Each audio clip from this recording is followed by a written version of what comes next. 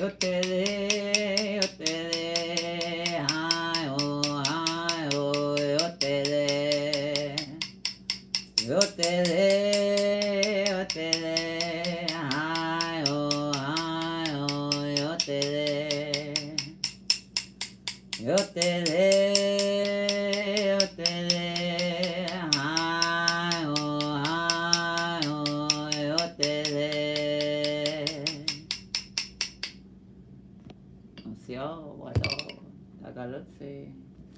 Hello, and thank you for coming. Especially to all my old friends, and many, many thanks to new friends. It is Pisces season, but that also comes with many different understanding, perhaps, than we are used to. So I'm going to take some time to go through that and some of the things that I've also learned as well.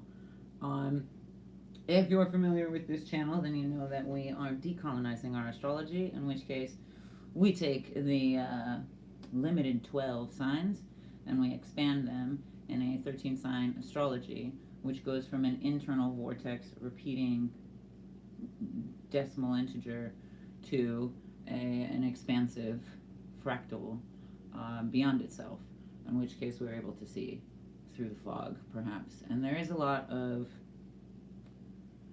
density and compulsion, and that's not just us, that's very much the moon and Eris and Chiron and Ceres, and so there is a lot of pressure, and there is a lot of fog, and there is a lot of loneliness. I think that is the fog. And trust that and being brave enough to ask for help, or being brave enough to speak your truth and find resonance in it, is a clearing of that fog in both the alignment and community you find in yourself, but also in others and in the world as well. And so, not just in Pisces season, but as we inch our ways through the end of February, there's a conjunction of Venus and Mercury, which Mercury has been fucking with us all, right?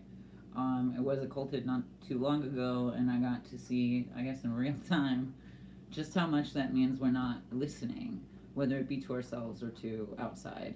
And there's an excessive amount of compulsion, again, because of, Aries and Chiron, and even, what is it, Neptune moving into Aries, or Saturn moving into Aries, that, both of which are begging us to remember these Pisces lessons before we move into Aries season, before we move into Aries powers, because it is not just all horns, really. Even the constellation of Beta Tauri has served more as a North Star for Southern Hemisphere or Polynesian astrologies, and a major navigating force, and then various other cultural knowledges expressing more of the non-dual and mirrored principles rather than just the all fight, all go, bull in a china shop kind of thing, or the stubbornness that can come with it. It is not just the horn. It is not just its protruding. And in so many ways, I think it goes much deeper than that. But we're here to talk about Pisces, and with Pisces, in expanding Western astrology as Pisces into 13 sign astrology, but into indigenous astrology, which would be 13 or 20 sign more so.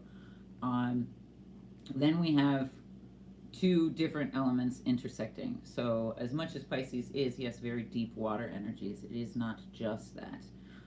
It is also sort of a negative energy or negative space, and that's not to say negative as in bad, that is to say more like void than entropy. That is to say more like shape than space. And so the shape of our thoughts taking form so that they can protrude into space, or so that they can present themselves in space, so that they can emanate in space. because if you've also been around for a minute, Aries is not just, again, this horned thing. In indigenous astrology, it would be more akin to the crocodile or the whirlwind, or the owl or the heron, which does invoke some fear, but in real ways, in real talk, that's a colonial fear and a Christianized fear, not of indigenous and land acknowledgement, or in the spirit of those animals. It is a patient observer, and that goes very much against the intensities that Western astrology understands of Pisces, understands of Aries even, along with many other signs. But, we're taking it step by step so that we can all get on board, decolonizing astrology. Not just avoid over entropy, but also ruled by Uranus and Jupiter. And while it is, yes, water energy, another element in this expansion would be a northern direction or of air. Mercury has also been at its highest points, and so there's, again, that pressure of what we need to say, how we form it, and how we present it, or the pressure to speak, or the pressure to silence, really. It is coming from all directions, and so it is also my hope that this will give us some grounding seeds, some grounding elements to be able to move forth with in a revolutionary way, not just an evolutionary way.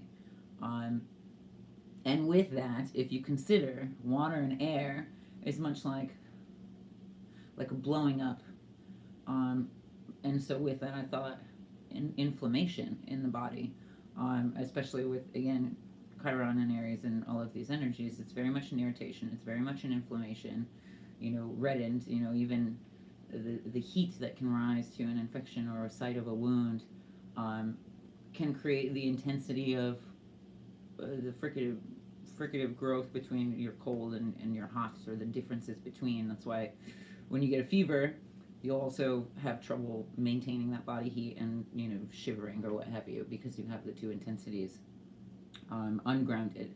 But so not just inflammation, and something that I found very interesting, because I was like, okay, water and air, inflammation, yes, but also perhaps like hydrogen and CO2, and the ways in which those chemicals will innervate or will react with each other. And let's see. So I was like, let me do a little search.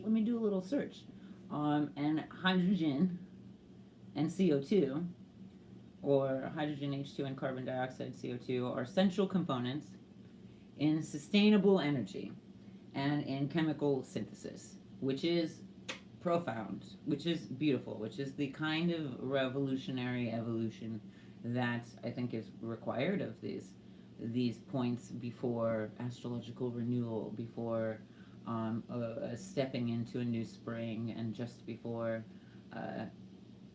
we move into Aries season and the astrological new year, just before we move into even other cultures and where they place Imbolc as a celebration for what is to come and walking through that door. So it is not just wading in the waters, it is not just being submerged in the waters, though I think with all of the inflammation and irritation, it can feel a lot like drowning in your own thoughts or in your own feelings. It is beckoning for us to acknowledge the chemistry within us to be able to utilize it more efficiently. And interestingly, often reacted together, hydrogenation, to produce methane gas, which is also, no, it would be the opposite of ethanol, so less intoxication, which is also maybe why we have Ramadan and, Lent and all of these other fasting sort of periods of time, because we're not just synthesizing these elements, but purifying the fuel in us, which is very much the reasons for fasting. Intermittent fasting even is a great way to start that. You don't have to do it for any sort of religious reasons, but it is, intermittent fasting is like eating once a day I would say, in between lunch and dinner. as the most efficient, so that your body's not starving, and water in between that day. And that can definitely begin to open doors into like, oh, okay, like what are my limits as far as fasting, and you know, how far can I take this if I want to, and with knowledge and with great awareness of where my body's at. So consider that, but also do some research, because everybody's body is going to accept that kind of behavior differently, especially if it's not something that you're used to. But it is a great way to purify the mind, and that's not to say abstaining, that is to say embracing the opportunity to do other things, or to find other senses of nourishment, like breathwork, for instance. But hydrogenation produces methane, or methanol, or liquid fuels. So we are, purifying the fuel so as which to burn more efficiently, so as which to burn longer through the remainder of the night, as we journey toward the light at the end of the tunnel, perhaps. This process utilizes green hydrogen to turn captured CO2 into valuable products, facilitating a circular carbon economy. So facilitating regeneration, facilitating cyclical. So again, we have this northern air direction, and a huge point of northern points on the medicine wheel is also that it is the southern point on another medicine wheel. It is a two-dimensional picturing of a multi-dimensional understanding, in which case, expansion in all directions, and especially with the moon conjuncting with Jupiter soon, before the end of the month is over, and then we're able to purify those understandings so that we can expand more mindfully. Where there are still wounds, Jupiter can look like weight gain instead of control, can look like juggling too much instead of mindfully being able to complete tasks, or to synthesize thought, or to connect dots. And it can feel more like tension across the web at many points rather than a connected storyline. So take that into consideration. What is your story? What are these main points? Perhaps we have been reflecting or considering those in general. I know for sure I have, and have had just kind of moments of thought of like, oh wow, the ways I understand now, how would that have helped who I was 10 years ago, 15 years ago? The things that I understand now, how could I honor my younger self in that? And, what would my younger self have to say about these patternings? And whether or not they would feel held or proud or loved in that. And so may we take that time for that as well, especially with Venus and Mercury conjuncting in the sign of Pisces soon enough, and with Pisces season, these sort of like Russian dolls of energies. I think it's very much the ways in which we talk to, the mind talks to the body, or the mind talks to the heart, and the ways in which we silence ourselves or expand our thought, and 100% across the board, I think, on social media in general. People are really fed up with holding back, and people are really fed up with not just silencing themselves, but reserving themselves or reserving their thoughts, and making comebacks in so many ways, and what have you, representing themselves, and sort of being, fed up with waiting for the pressure to relieve itself. And so in that, communication can be a relief of the pressure as well. I think that is also an ultimate point, just like any fuel system, or any heat system, autoclaves or pressure cookers, that air and that moisture builds up this incredible pressure and needs to be relieved. It needs to be released in some way. And that is not to say, relieve your pressure by doing anything. That is to say, do it mindfully.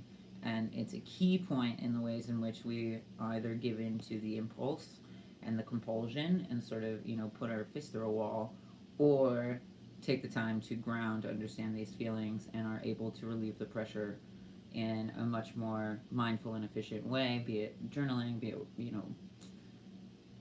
mindful working out, because it's never just lifting or this or that. It is very much your breath with it, so that your brain can also get on board rather than be checked out and not facilitating these senses of safety in the body and in the memory of the body, essentially. Let's see, what else? CO2, methanation, reacts in the presence of a catalyst to form methane and water, often used in energy storage. So it is not just release, it is a directional current. It isn't just like combustion, it is a directional current. And again, the north direction is about regeneration, it's about giving back.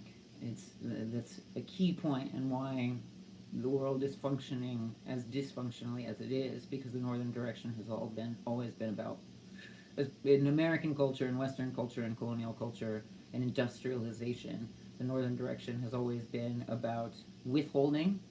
Patriarchy has always been about withholding, withholding safety, withholding protection unless you fit into desirability politics, withholding benefits or positioning unless you are subservient to the hierarchy politics kind of thing, rather than giving back, rather than, like very literally, AI siphoning water. What are we doing to combat that? What are we doing, or what are they doing for sure? But they're not even considering that, so it's left to, the southern direction, the roots of the people, to step up and to make things happen. And you know what? A lot of people are, and a lot of things are absolutely taking shape and taking form, and it's incredible to see. Though there is still division, there is an incredible capacity for uniting in the world. So what a hopefulness. I know that's a commodity in so many ways, and yet it is also something that our heart has as a resource in it. We just have to be able to clear the fog and again be able to express ourselves and find reflection in ourselves, which is perhaps a more clear way of saying community. Industrial process, hydrogen is used to convert CO2 into chemical feedstocks, food source, regeneration, feeding the people, not just feeding yourself, not just withholding. Acting as a sustainable alternative to fossil resources. Interesting. Combustion modification of CO2 can be used to modulate the flame speed of hydrogen. What did I say? It's not just combustion, it is directional current. As much as, yes, I am a channeler and I'm into it, it's also science.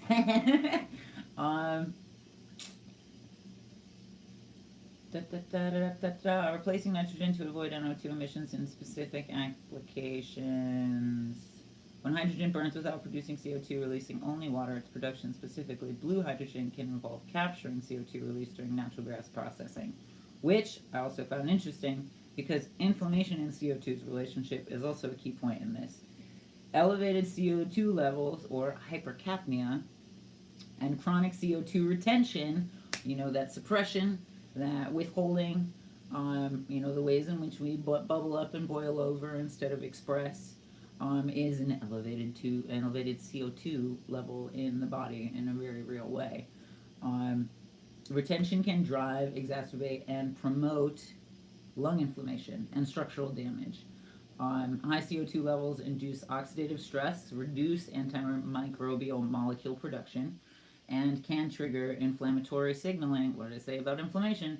Can trigger inflammatory signaling molecules. This can lead to increased respiratory inflammation, tissue remodeling, and in severe cases, acute and life-threatening hypercapnia. Other connections would be pulmonary inflammation, respiratory damage, COPD, fibrosis, inflammatory mechanisms, chronic exposure, trigger inflammation by increasing the generation of reactive oxygen species, and the production of pro-inflammatory cytokines, immune response modification. I feel like in so many years past, the like midwinter, like more so end of December kind of thing. Um, People are around, November, December. People get a lot of their winter sickness and their, flu shot advertisements. Da da da da da. However, it definitely seems like there's something else entirely picking up, and I do think it's in combination the levels of stress and the inflammation that cortisol has on the body, but also, very directly related to this, that retention, that CO2 retention in the body. The ways in which we hold our breath, the ways in which we breathe less efficiently because we're stressed, because we're mind scattered, because we're checked out, because we're distracted. Um, Wreaks havoc on the immune system and takes an incredible toll on the body, and that ultimately is one of the major players in anybody getting sick. Um, I have a beautiful relationship with my body and its capacity to inflame in mental states of duress, and because of that, like now I know very clearly my body will not let me lie. And the last time that I tried to make it, I got real bad shingles and it almost took out my eye. So be very mindful and in the ways in which you withhold and instead of suppress, because it is what colonialism and the patriarchy and industrialization in an inhumane way wants from us. Then perhaps a part of the revolution is to be more human and to be expressive with yourself. And that is not to say speaking over or talking over or yelling at. That is to say, get right with yourself so that you can communicate with yourself in not those ways, because you wouldn't yell at yourself, you wouldn't speak over yourself. That's chaos in the brain. Slow that conversation down, clear it, so that you can communicate more efficiently with Mercury as it moves and as it descends from its highest altitude and begins to communicate with Venus as it leads to conjunction.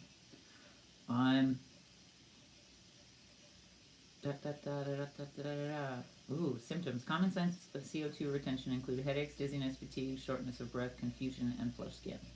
All of which I feel like are very prominent and prevalent in the world. Confusion as to what is, what is not, what is real, where to go. It's a impending and perpetual crossroads.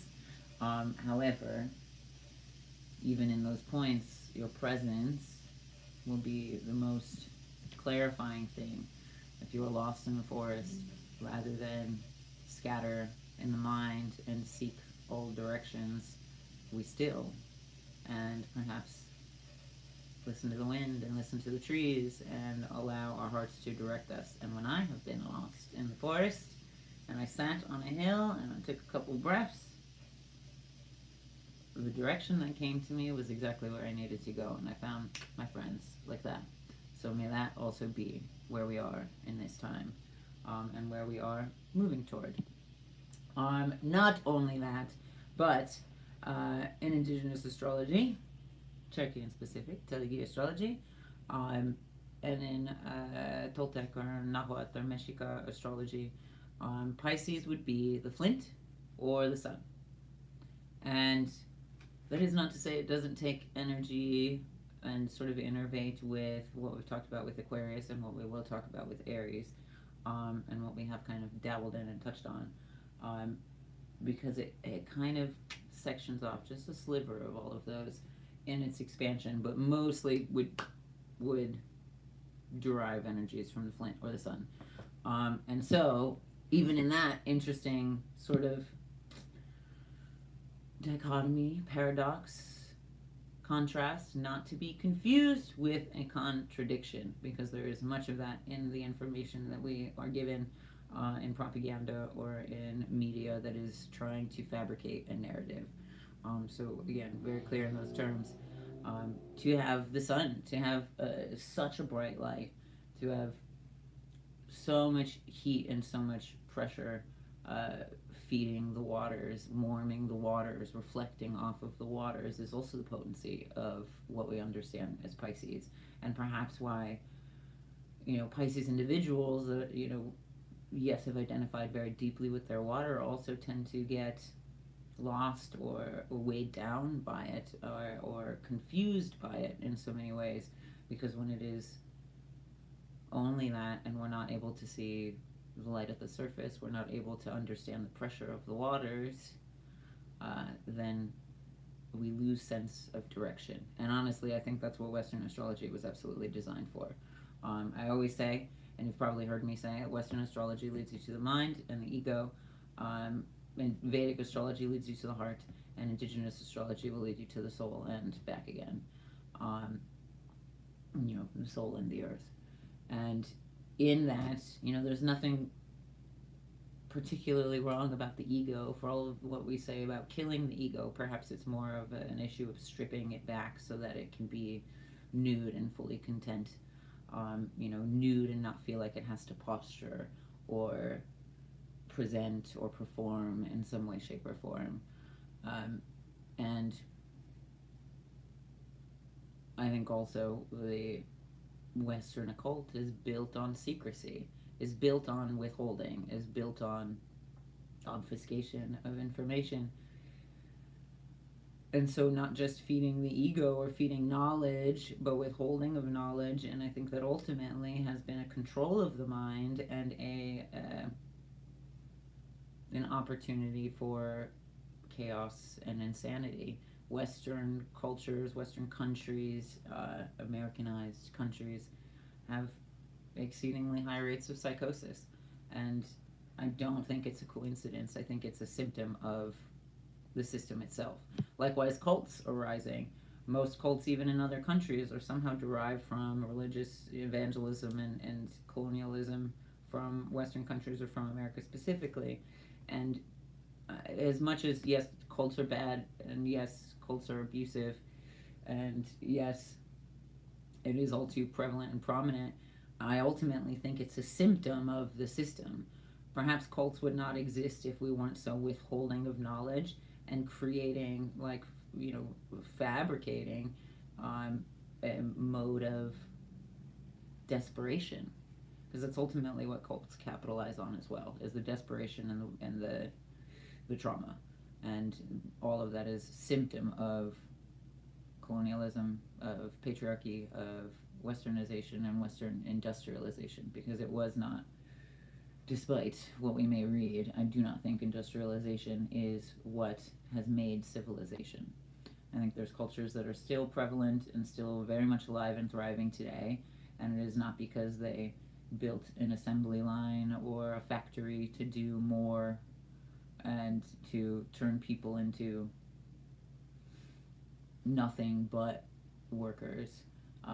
In fact, those cultures just had their food and their language and their family, and they don't even keep track of time in the same way. They keep track of time in a relative way, and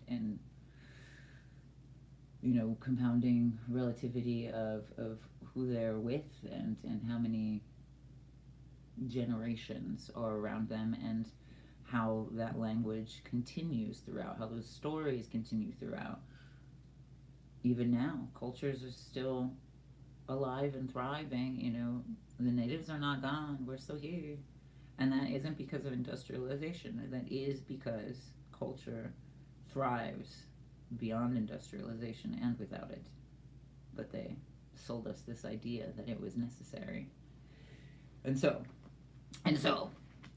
we shall dabble in Cherokee Astrology by Ravenhill. Rest in power, my friend. To see what they have to say about the flint. Which, gosh, already too. The flint is recognized as a key turning point in evolution. And I have many thoughts about this, so bear with me. It is also recently noted in science that chimpanzees have been documented, have been seen, have been spotted, I don't know, have been recently documented and never previously documented, utilizing the sharp edge of a flint. to cut up carcasses or to cut up shit in general. And something altogether new. Science is kind of like, oh my god, are chimpanzees or primates evolving to the Stone Age like humans have, da da da da da. And so we're in a potent time of shifting, in a potent time of formulating new cells. It is not just, when we're talking about CO2 and what have you, it is not just the destruction of cells if we utilize this energy and this chemistry correctly, well, efficiently, not correctly, not right versus wrong, but like aligned and in relationship with the other parts of ourselves, then we are at a potent time for evolving the mind and for revolutionizing the world and reshaping the ways in which we're able to see and move through it. And what's more is I wonder and I question if, because science would attribute it to like this is how cavemen would scrape off marrow from bones and tendons from bones, and it would be thousands of calories and help them evolve in being able to sustain their diets more efficiently. However, I wonder, when we meet a sharp edge, must it always be used in death? Must it always be used in wounding or in death? Can it be used in carving out a new form? Can it be used in detailing and whittling away? And, can it be a defining point by another name rather than the ways in which we've, I would say, de-evolved to just blood and flesh, just consuming of blood and flesh? Because I think that's also a major turning point that we're at, where we're seeing more talk of cannibalism, understandings of its legalities, and popularization of restaurants that engage in these things as if they are honoring the dead, when in fact it is something that can wreak havoc on your nervous system and very literally cause sickness and de-evolve. So was that ever necessary? And was that a point of desperation rather than of evolution upward? But these are my theories. Don't shoot the messenger. Just consider the blood we spill and what stories it tells. And perhaps the story in your own. But, so the flint, the Iskala, north, stellar ray of crystal clear truth, which is so interesting too, because before February is over, there's an asteroid, Iris 7, that will be in opposition. And it is very much a messenger of truth. And I don't think it's opposition as in necessarily a lie, but I do think a heightening of the messages that we want to get out. The sun very much, being a bright point and perhaps off in the distance, but that does not mean that we are not seen, because we still can be felt. And truth by an indigenous understanding even is not just a singular truth like there is only one God. It is very much a product and a compositive relationship. It is very much something that requires communication of the angles. And without going too deep into that, I do have a video essay of sorts in 2 parts on the geometry of relationships, in which case I do go very much through that. So please check it out. It's entirely free on YouTube.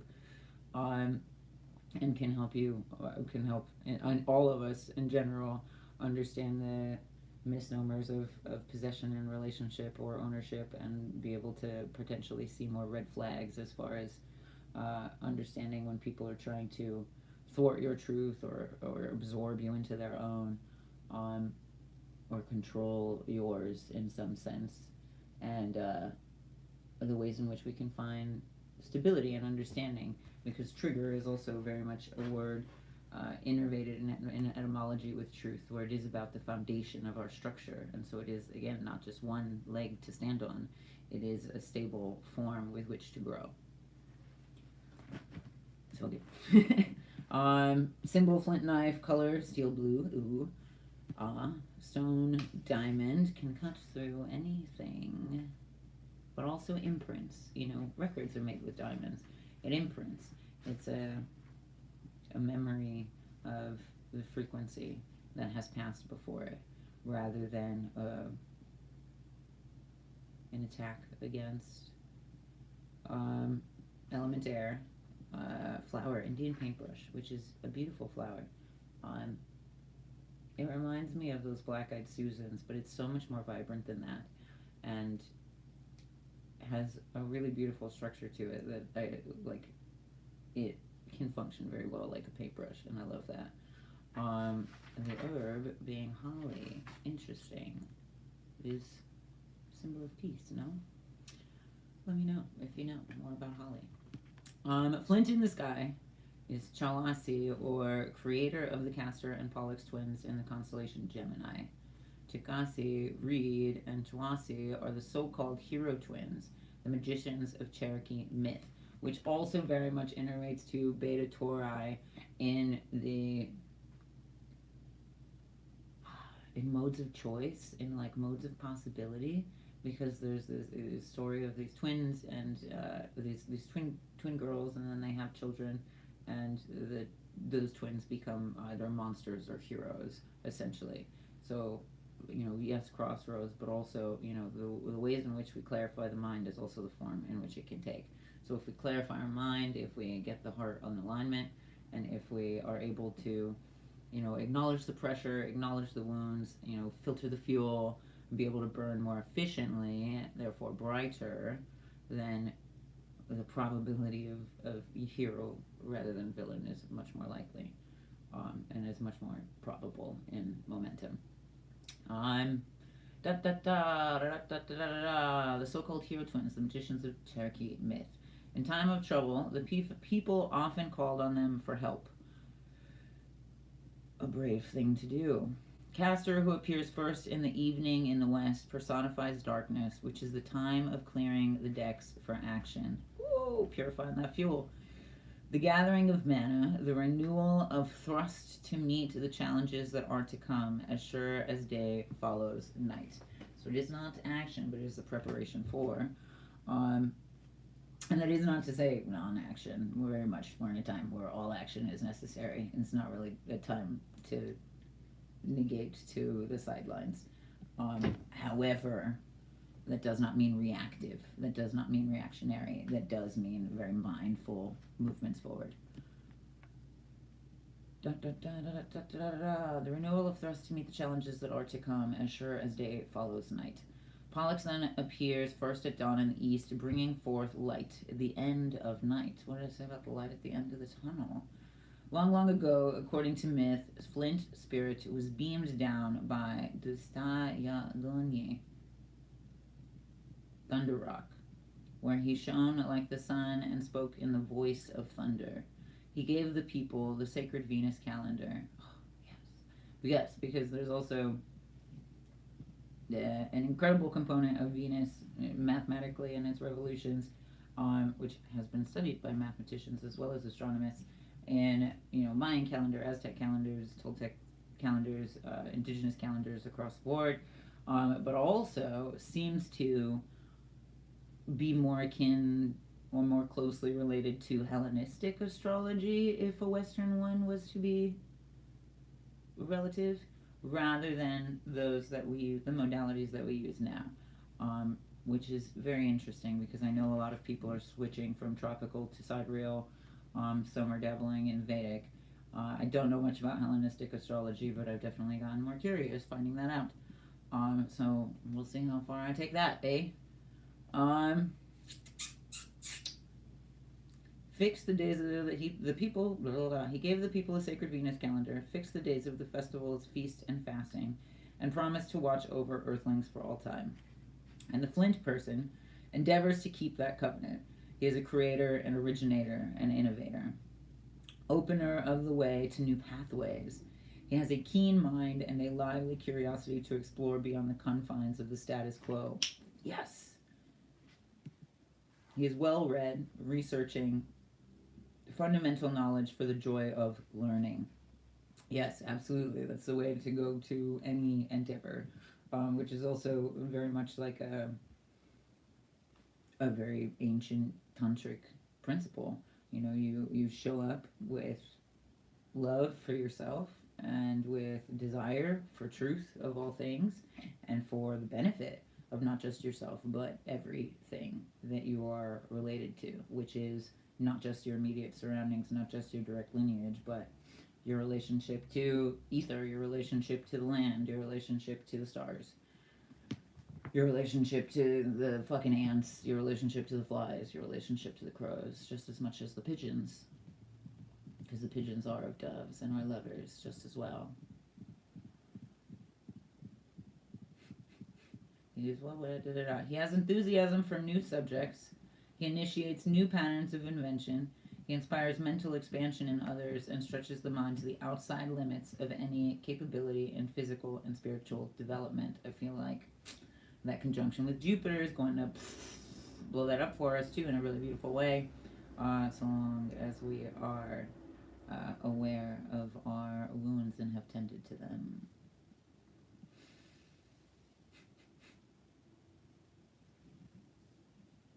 Inspires mental expansion in others and stretches the mind to the outside limits of any capability in physical and spiritual development. He changes the static to the dynamic. The Flint knows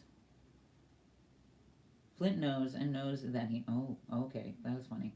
Flint knows and knows that he knows. He thoroughly enjoys sharing information on highly technical subjects, is a good conversationalist, open to new ideas, intuitive and analytical information that leads to new directions. I would also just like to say it's interesting that it's like very specifically he. There are definitely moments where I've like stopped along in reading this and been like, that's kind of colonial, meh. And that's something that in general I've learned reading across the board, but especially when you're reading, you know, I guess anticipating somebody that reflects you very well, and especially you know, for any of our homies that are retouching their roots or learning more about their roots. Sometimes when reading indigenous texts, you take it with some glasses on as to what is tradition and what is colonialism just as tradition. However, I would also like to say that maybe one of my earliest memories of like gender recognition in myself as a queer person, as a trans mass non-binary person, is in reading the cult texts, and it was like he who da da da, and I was like, yeah, that's fucking me. And it's always been that. And the more I've grown, the more I've served and mastered masculine roles as well as the extremes of feminine roles in so many ways. But even in reading that, like, I feel that yes, it may mean all of humanity in so many ways. You know, it's a boiled down to all of mankind. However, when I would read it young and now I'm just like, yeah, gender validation. But for all of us, the Flint knows and knows that it knows that we know. He thoroughly enjoys sharing information on highly technical subjects, is a good conversationalist, open to new ideas, intuitive and analytical information that leads to new directions. A leader who sees the way ahead clearly and is willing to move boldly forward, taking others with. Discipline is their forte. They bring about change, often separation and destruction are necessary. Brings about change. Often separation and destruction are necessary to make room for the new structures. Absolutely. This is why, yes, we burn things down, but we also plan to build things right back up in a more powerful and related and actionable way. The stellar ray of truth that Flint beams toward Earth is a crystal sword cast down along the path of a lightning flash. towards our mind and air. The ways in which the mind has to ground, the ways in which the mind is drawn to, even, and whether that be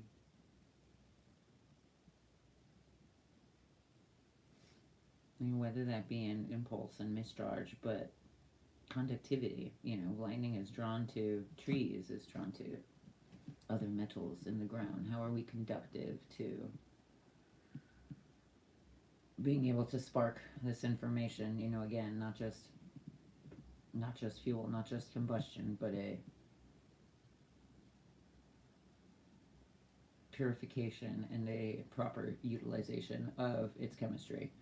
The blade lunges straight through to impale its target, bringing about transformation. When this is accomplished, it shatters and scatters to the four corners. Flint is lightning incarnate, solidified and materialized. A lightning-struck tree has special healing powers, and the use of sacred stones that have living power in them, as well as other sacred things, to give force to ritual and divination, is a practice that goes back to the dawn of history and beyond. Yes, yes, yes.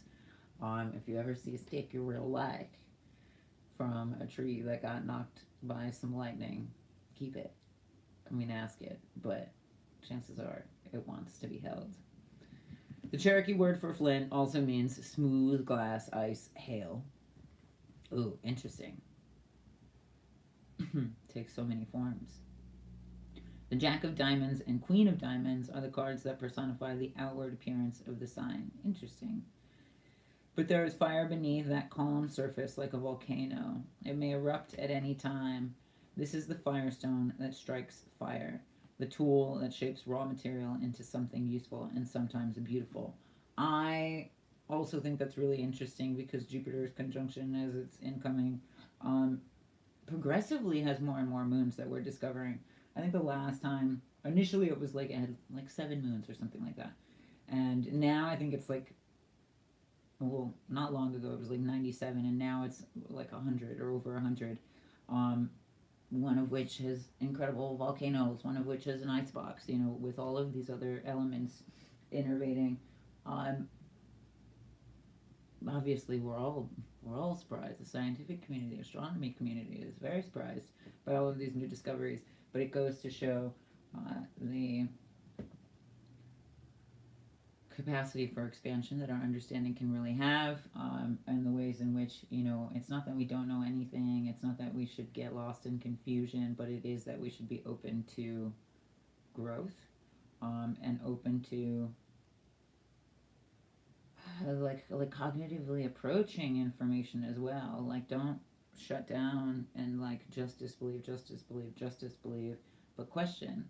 But get curious about your questioning, and perhaps get creative with your questioning, so that you can build a better relationship with whether or not this is or you're a reliable narrator, or this is a reliable narrator of whatever it is, rather than honestly what we're inundated with is sensationalized rhetoric, so as to direct you and steward you into a chosen direction and into the status quo.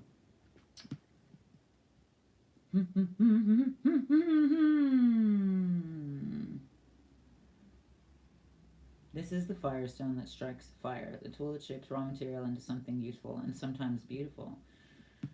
Somewhere in that maze of mirrors, obscured by a smokescreen, lies the naked truth. It is this sign who cuts away the dross, who strips away all illusion, and releases the healthy growth within. Time is of the essence. Decisiveness to seize the moment results in much good fortune. This sign is the animus or masculine aspect of the human personality. I would also like to say that the compulsion that we have been duped into with social media is very much designed to misuse our dopamine, so that we are incapable of that decisiveness. And consider your relationship to that as you move through decision making, and whether or not that influences your decision making in a way that you are not aware of. It results in much good fortune. This sign is the animus or masculine aspect of the human personality, which is as elusive as will o' the wisp, nebulous as a cloud, unsubstantial as the smoke that carries messages up to the Great Spirit, which is also this Iris 7 asteroid, very much as a messenger, as an ascending messenger, because it's I was reading something about it being this like direct oppositional axis point, and sort of creates this new shifting. It's like a different skewer, I suppose, that this kebab of the universe is on, and does create a very fine line of relationship in planetary energies. Lightning is the force of electricity, which is the greatest power known to man, and is also the most metaphysical. As hard to hold as quicksilver, yet as bright and shining as a silver dollar, also radiating, also emanating, and carried on the wind. Carried on the air, more so. Even the ether, the air around us has a magnetic quality to it, which is static in it.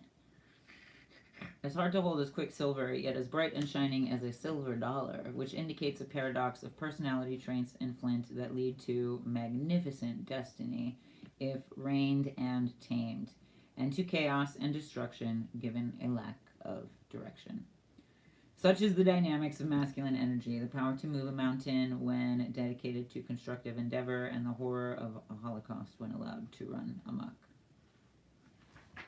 Oof. In earliest times, Flint represented the knife with which the hunter killed game. In other times, it was the sheep herder who killed for food and sacrifice. At the present time, it is the technologist who builds road, bridges, buildings, big cities, factories, industrialization, airplanes, and war machines, beating the plowshares back into swords, tools of destruction. He is carrying the civilized world as far as possible away from the feminine characteristics of nature, agriculture, peace, and pastoral village life. I would also argue that, like, it's not that these things are one or the other, but it is very much about a union between.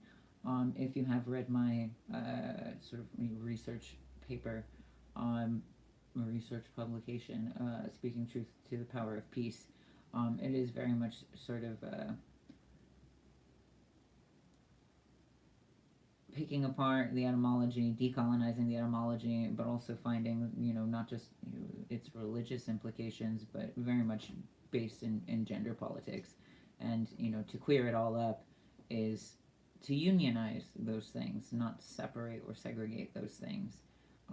We don't need to put them in a box. We need to allow them expansion and communication. In the old Cherokee culture, a woman was welcomed into any work she chose if she could pass the initiation tests, just as any man could take up agriculture, cooking, or baby care. Yes, see? No boxes. Without any loss of face.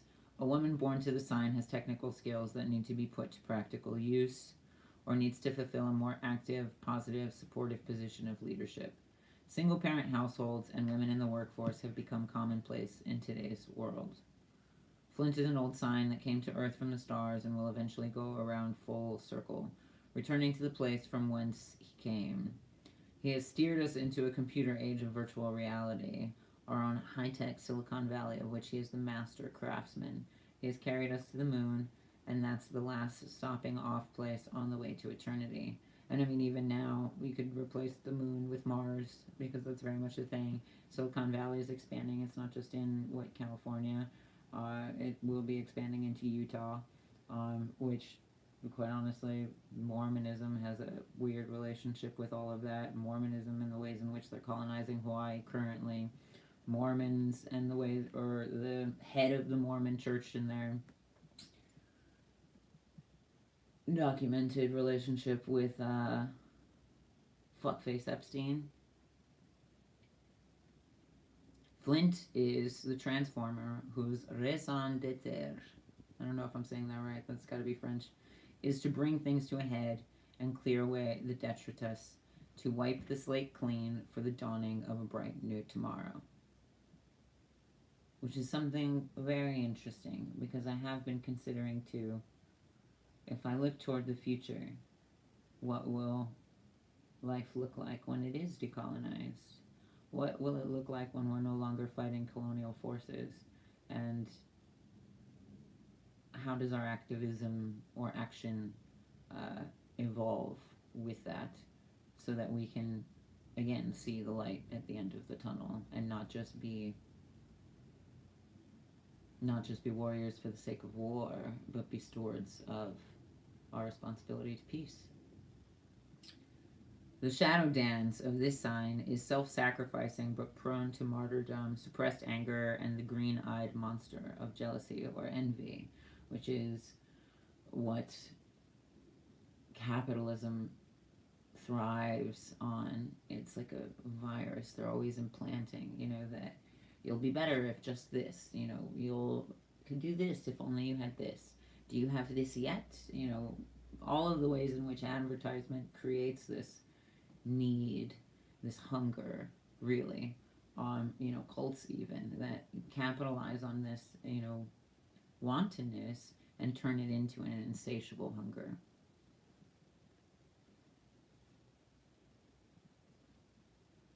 Vanity is a dangerous pitfall. Too much about absorption in personal appearance and performance can lead to pompous self-consciousness. We're going to say again about ego having to present or perform rather than accept itself raw, naked, nude. For as much as people either fear demons or posture in worshipping them, in my work with energies that most would fear, they don't want worship. Even, the idea of devil worshippers or what have you, Satanists. It's just a weird Western colonial ego trip. The Western occult has very much devolved into this. Not so much evolved. It's kind of always been, but very much prevalent again. Occultism to alt-right white supremacy pipeline. Many people that are just finding Aleister Crowley's work, for instance, cannot see through the ego. They just relate so much to the desperation that they feed so much of their time and space and energy to it that it turns again into this supremacy pipeline, much in the ways we've seen already just with other YouTubers or what have you, other influencers. Indecision about cooperation versus self-interest means failure to accomplish anything at all. Ooh, indecision about cooperation versus self-interest means failure to accomplish anything at all. A futile running back and forth between goalposts. It's very much trapped in east and west directions. Again, withholding of resources or a misdirection of resources rather than being able to feed it to the earth or express it to the sky and back again.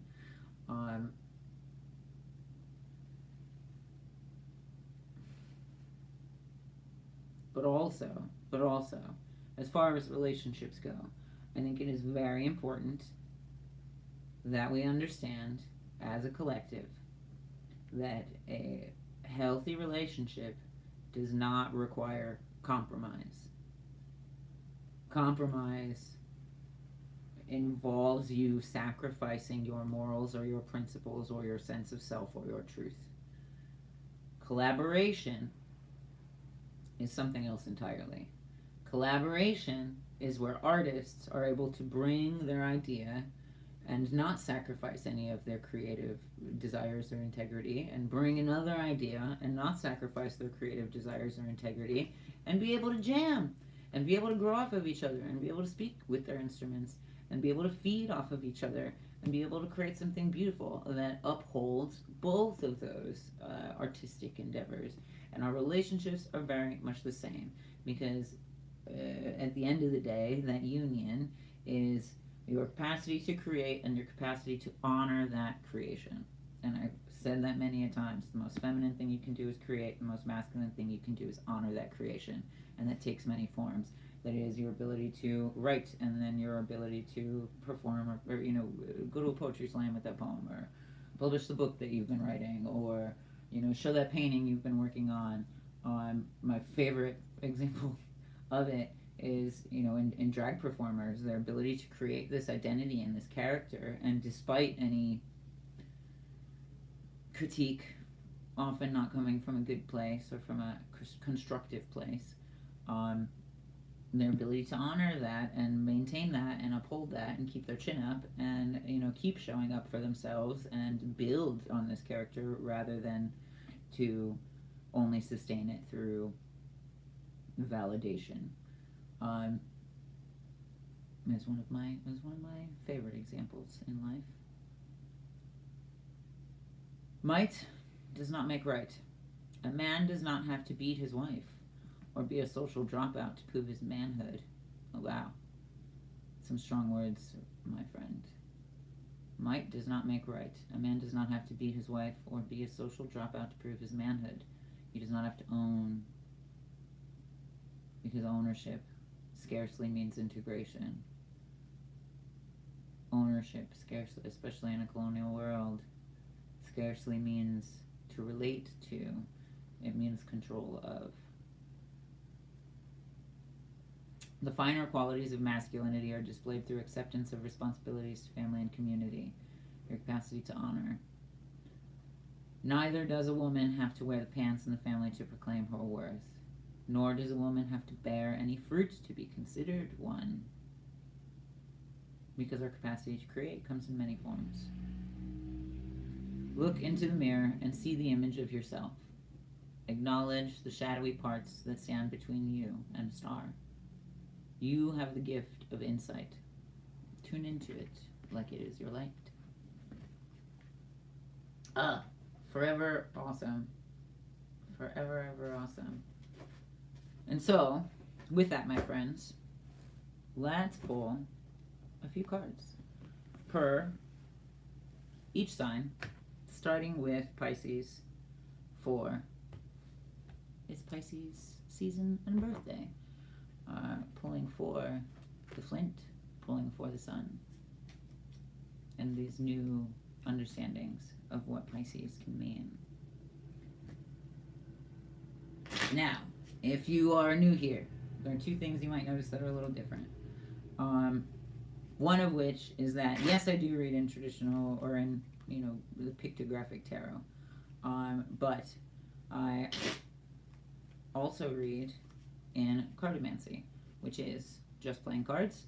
Although technically cartomancy could be any cards, oracle cards considered, or would be considered cartomancy as well.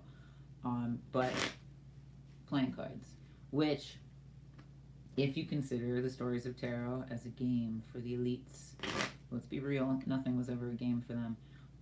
But also, I think that playing cards very much served an important role and as an important tool in our ancestors' ability to continue to tap into this energy, continue to communicate with energy covertly, because playing cards covertly, but also accessibly, because in the hierarchy of colonialism, the elites were about withholding, but you cannot withhold spirit from a diviner, or from a channeler, or from someone who is deeply connected with themselves and deeply aware of the space in which they dwell on or take up.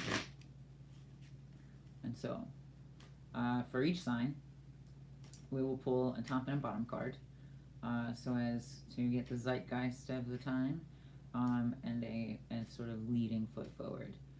It does give us a little bit more direct innervation into time rather than space, and for that a little bit more of a literal quality, perhaps even an embodied energy. There's very much an elemental quality to it that can be very revealing.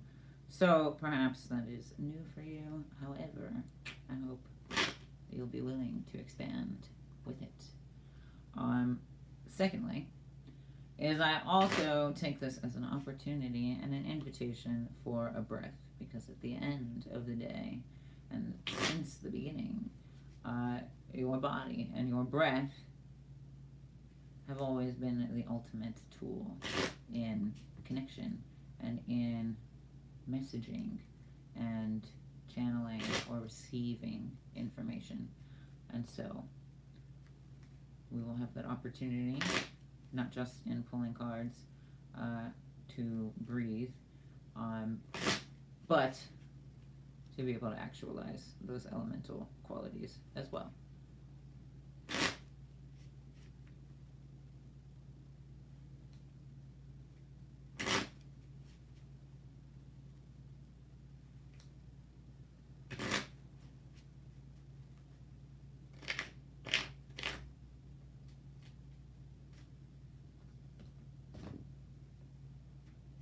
Alright, Pisces first up. My dear, thank you for joining me. Hoping some of y'all are Pisces and can relate to this. Are Flints, are the sun of your own right and can relate to this. May we use and utilize the fuel in our bodies more efficiently and with great clarity.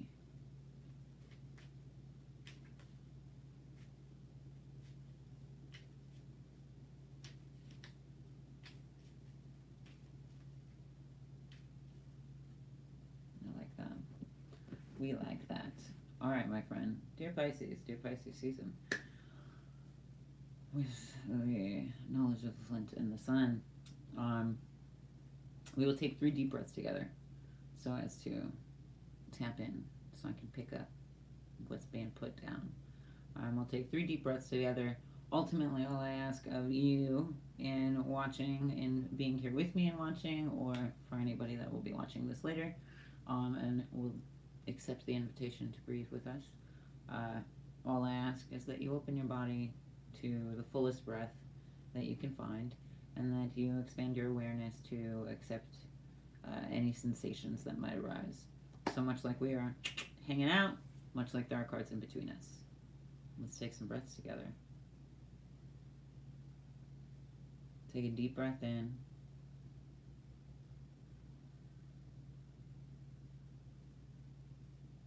And exhale.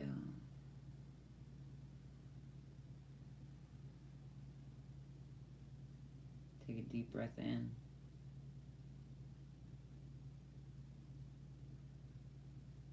And exhale.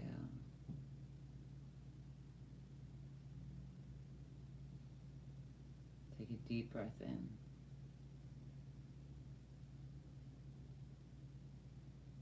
And exhale.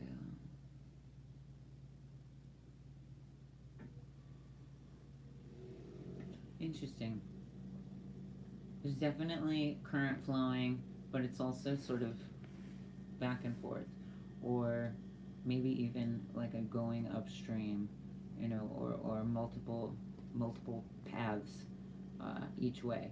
And honestly, you know, beyond polarity, it is the channels in between. Nothing is ever just a one-way street. You know, relationships are a two-way street. Data channels, data highways are a two-way street. You know, that connection is very much not just projecting, but also receiving. Much like we are learning about the microphones in many of our devices.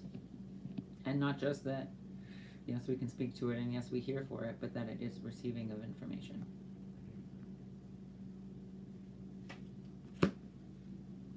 Also oscillations. Also very much oscillations in the,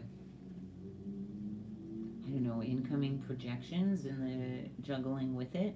But if you can find a still point, then you are not spinning with it, and you're able to see the movement, witness the movement, rather than be spun by it. And that is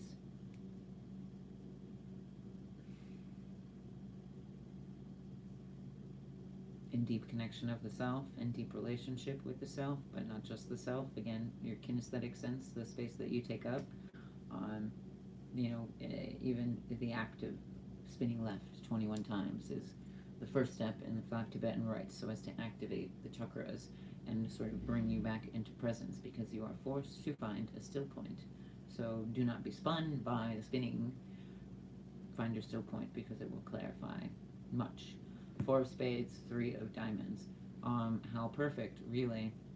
4 of spades, much like the book was talking about, you know, that current grounding into the grounding into the earth, catching a conductive surface, grounding into the earth, and the ash being scattered in all four directions, is the ways in which we, acknowledge and set boundaries, or identify the self in four dimensions of reality, in multiple dimensions of reality, rather than just superficial in two dimensions, or projection in third dimension, but a fourth dimension of deeper rooting and of grounding within the self. Oftentimes I think that's, that the three-dimensional expansion is how people can get lost in a task and forget the purpose, or, the ways in which people bury their nose in work and then wake up one day and being like, who am I anymore? These four swords place you well in time. And what I found myself talking about with my friends even today was like, what are four ways that you create ease in the body? What are four ways that help you unwind or relax? Four things that you turn to, or if you were to build a pillow fort in the front room, what are the four things that you would be like, all right, I need this, and I need this, and I am gold for my little fort party. And those are things that bring us joy, and things that bring home to any space. And the Four of Spades is very much that safe space, that sort of home. And that's not to say within a box, that is to say that it resonates of you, that it resonates with you, and that resonance can be heard and can be felt. If you take great care of your home, and you allow the spirit of your home to take care of you, then people walk in and they're like, oh, it feels so calm and relaxing in here, and I love being here, and da-da-da-da-da. Versus, we've all, I'm sure, stepped into a place that's like, oh wow, it's real tense in here, it's real ungrounded, there's a lot of chaos in here, there's a lot of yelling, there's a lot of this or that, and it's a lack of acknowledgement for those directions. Honestly, even in the ways in which you can cleanse a new space, get anchored with where your directions are, and how you're going to orient yourself in them. Even in my home, it's like, okay, I know this is north, so my resting will take place in the west, and my creativity is very much a root for me, so it takes place in the south. And altars of so many, and different altars can go different places, but my general main one is eastern direction, because oftentimes it's also behind me and watching me in asana and in kriya, so that I can move into directions and be able to meet it after I've cleansed and after I've actualized and created more fluidity in the body. The Three of Diamonds. The Three of Diamonds is very interesting because, again, we have this rooted sense. It says something about diamonds, but high calling cards of diamonds. So it's us maybe actualizing these patterns. These Three of Diamonds are sort of nodal points. I think very akin to geometry of relationships, and not just this or that or his and hers, but the uniting factor, the uniting goal, not just this artist and this artist, but the composite of creation that they're able to create. But also in so many ways it's reticular activating circuits in the brain. It is the ways in which so many functions of your brain actually take place. It is mind, body, spirit. It is thought, emotion, truth. It is very much the neurocortex or the limbic system or the brain stem, and the ways in which those innervate. It is very much major neurochemicals, and the ways in which it isn't just, the happy chemical and the sad chemical and da-da-da-da. It's our regulation and our drive and our ability to again, hone into that fuel, cleanse that fuel, and, not be about combustion and impulse because we're, lacking direction or resolve, but because all of these things are in line. This is also why I love breath work, because all of this brain stuff is, sounds like woo woo too, to some degree, but your breath is a way that you can directly innervate with these hormones, with these chemicals, with these reactions, even in CO2 retention or release, that ultimately take a great toll on the blood and the body, and the ways in which your cells are actually able to even absorb oxygen. So in a very real way, this Three of Diamonds is, the Four of Spades is very much the circumstances of the mind, but the Three of Diamonds is very much the ways in which we nurture the body through the mind, through our intentionality and through our mentality and through the conversations and the stories we tell and weave within our mind. With that, Pisces, consider and please absorb all of what we've talked about thus far in understanding of these chemical innervations and where that impulse control can really lie. And that's, not to say anything particularly flawed, even that we struggle with regulation. I utmost think that in so many ways the systems in which we derive meaning have facilitated this, and our lack of impulse control or our lack of understandings of motivation or desire or what have you is again symptomatic of the system. Somebody asked me recently about my first experience with breath, and I won't go too deep into it. However, something that came up was very much the first breath that we take as babies, and in Western medicine, they smack the baby, make it cry. It's supposed to make it breathe, or what have you. But in other cultures, I've noticed that they go about it in a different way. I think that instance of shock and pain creates a relationship with fear in the brain. And then obviously we have gender politic ear piercing and circumcision and what have you, any procedures that not accompany that, follow that, and the ways in which it's verifiable that it changes the brain chemistry of the child, and may even be associated with a lack of impulse control and a lack of emotional regulation in adulthood. And the more that I read about this in science journals and any kind of expanding on data, the more I'm like, oh, this is why people are the way that they are, because we've been torturing children since literally coming out of the fucking womb, and facilitating this relationship with fear as a constant struggle in themselves, and quite honestly, the brain itself, the nervous system itself, the digestive system, and its neural fibers in the guttural lining does not discriminate between digesting thought and food.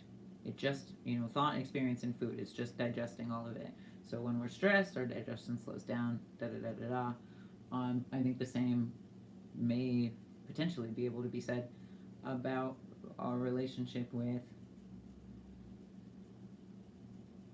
betrayal in the past. Especially as a baby, you see, your brain is still so attached to your parent in so many ways. That's why, separation anxiety can exist. That's why postpartum can be so difficult. But when that person is also guided into facilitating traumatic instance, the brain just maybe acknowledges that as betrayal from a nurturer.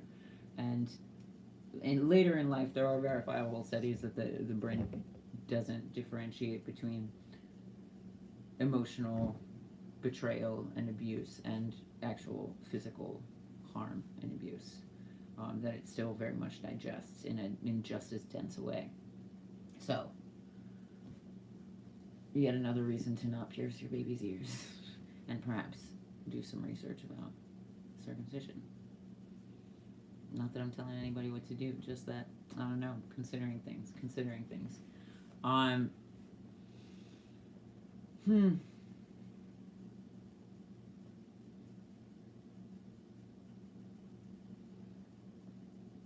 I want to say in a very literal way too. It's like the rituals that you have in the home, um, and whatever tertiaries that can be. You know, like I don't think it's I don't think we all need 3 meals, really.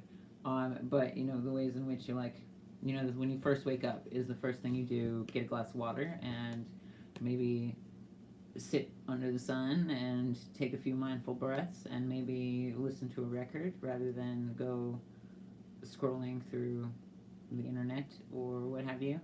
Rather than most often, you know, we wake up, we look at our phone, we scroll, we chug coffee, and we rush to work, kind of thing. Those aren't grounding rituals. So, what ways do you ground? You know, first thing in the morning. What ways do you orient yourself, even? And it can be as simple as just laying where you are and letting your body come to, letting your mind and your body come to, and being mindful when you step out of bed and when your feet hit the ground, being aware of the sensations on the soles of your feet, being aware of which foot hit the ground first, if not both of them. I definitely like aim to utilize both at the same time. But you know, maybe it's an opportunity to notice which way leads you. You know, what's your natural inclination to foot forward? And even that is small, takes no time at all, but it is a way in which you can ritualize your orientation into presence after waking. Consider that. Pisces? Alright. We move to Aries.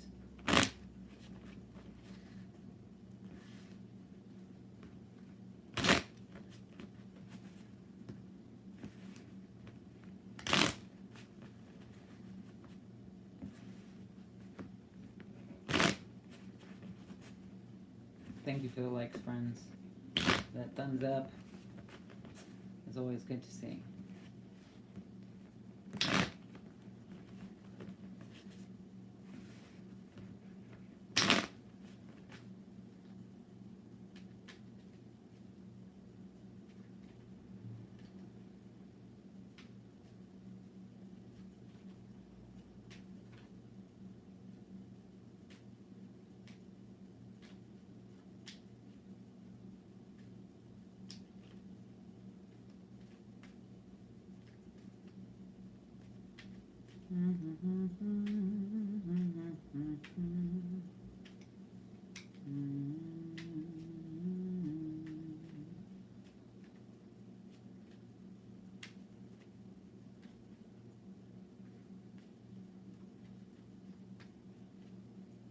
Aries. Strange, misunderstood.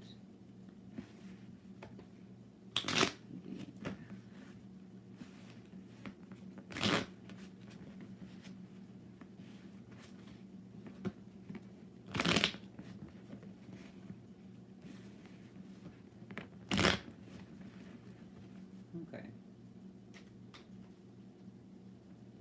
Again, my friends, much like we are hanging out, we're going to take 3 deep breaths together and tap into something that Aries ought to know for this season.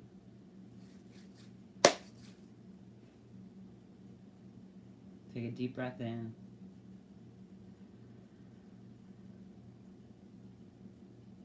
And exhale.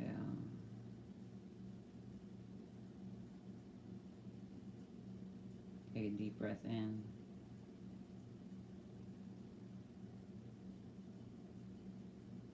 And exhale. Take a deep breath in.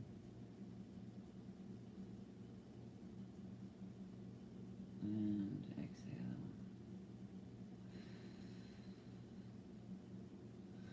Interesting. That was kind of hard. And I had to very much like almost like force, that breath. It does feel like there's a lot of overwhelm, there's a lot of options, and there's a lot of back and forth in the mind and in communication. I do think that's very generally volatile, and I do think people that struggle to communicate with others ultimately struggle to communicate with themselves. And so, if you're back and forth in a fricative sense in your mind, or contradicting yourself, or what have you, just within, you're going to find yourself kind of lashing out, or for I guess cross watchers, maybe find that being a more volatile energy, especially uh,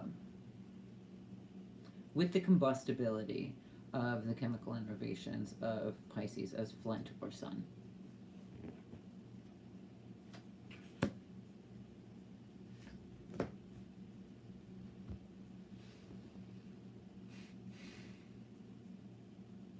King of Wands, bottom of the deck, but inverted, misuse of fire. I think in so many ways this is also perhaps a deep understanding of how masculine nature, masculinity in us, but masculinity is defined by patriarchy. And so, yes, the cis men of the world lash out on others because they're also so deprecating of self, because they're also feeling so in lack of self. The louder people speak is also coming from a place of feeling ignored, or talking over, what have you. People that yell, that think that helps them be heard, come from a great place of feeling have been silenced or have been, degraded or shunned in some way.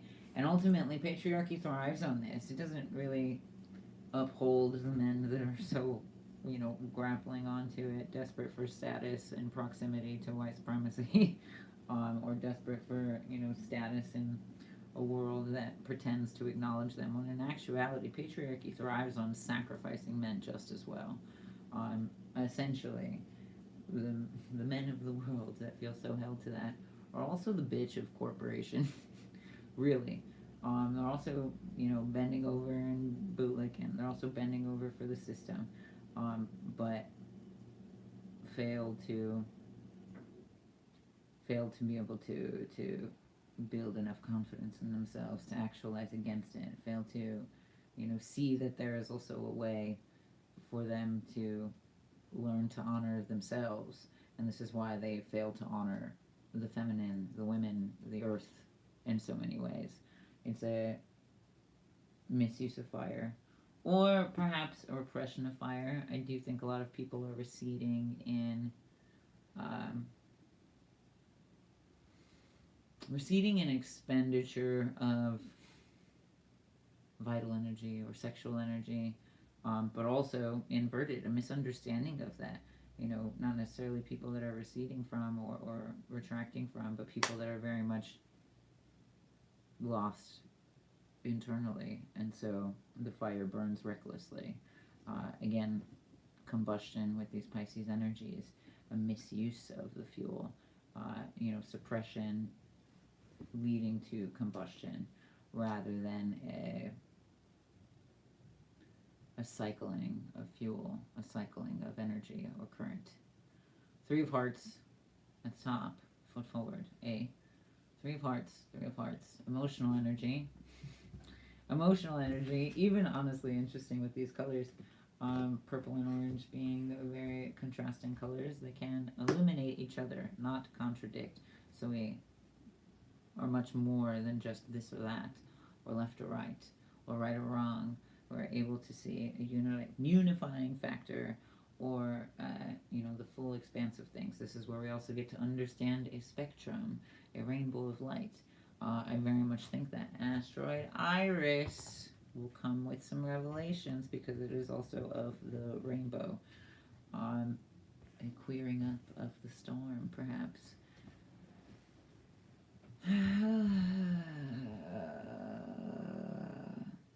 It is not just relation, it is our capacity to move forth with that, to create in that relation. And we do have to take responsibility for whether or not we're creating destruction or we're creating something entirely new. And, creating something worth keeping and worth growing and worth harnessing and holding, rather than just destruction and rather than just ownership.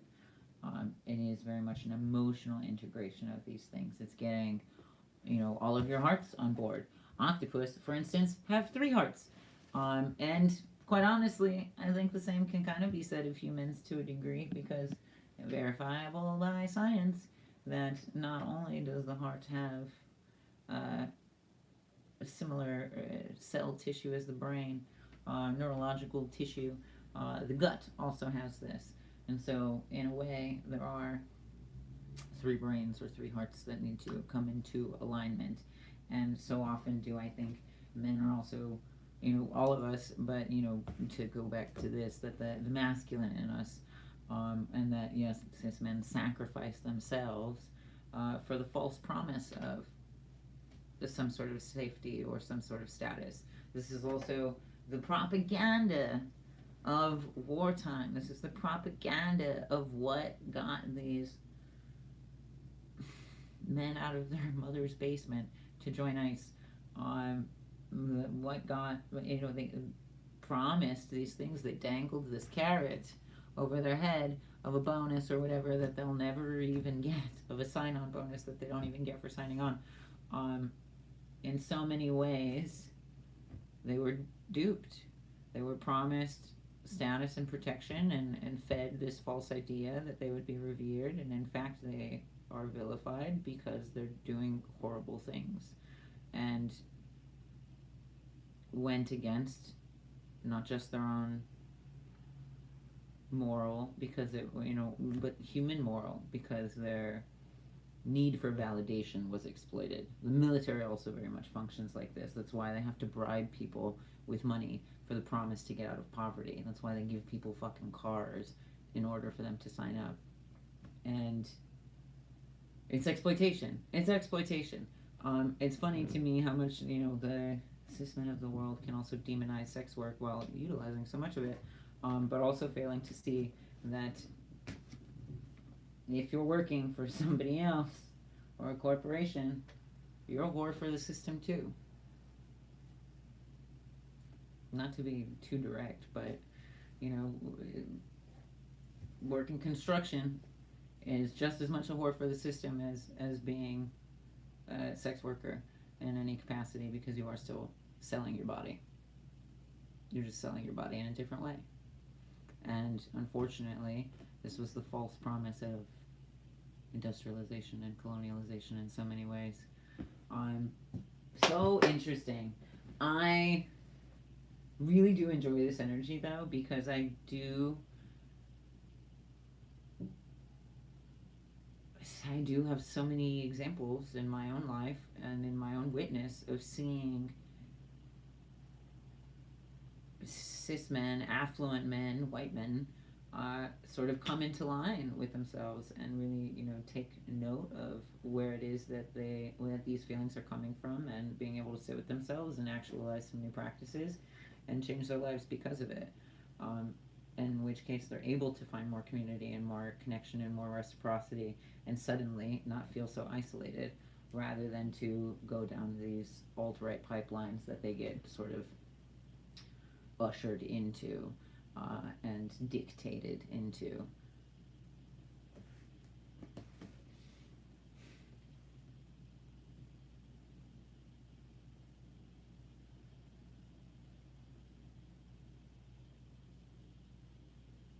It's also an identity crisis, especially with this orange. It's like a burnt ego,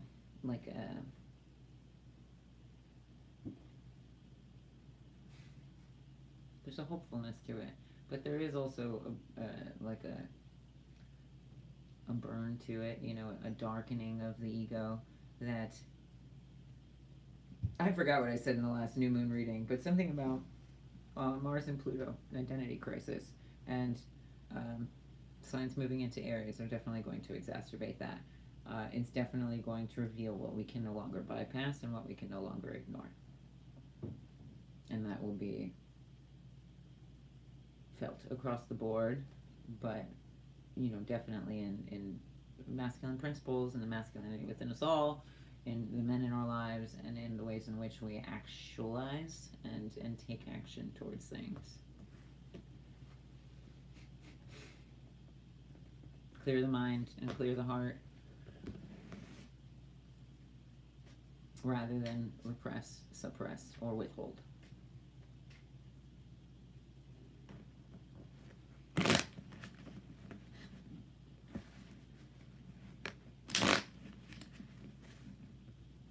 Alright, Taurus, what's up? Let's tap into you, my dear.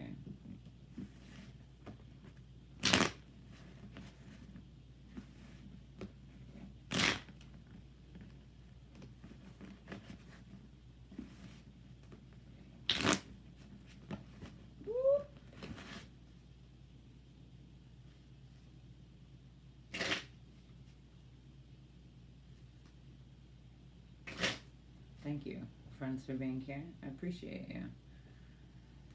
I appreciate your presence in the circle.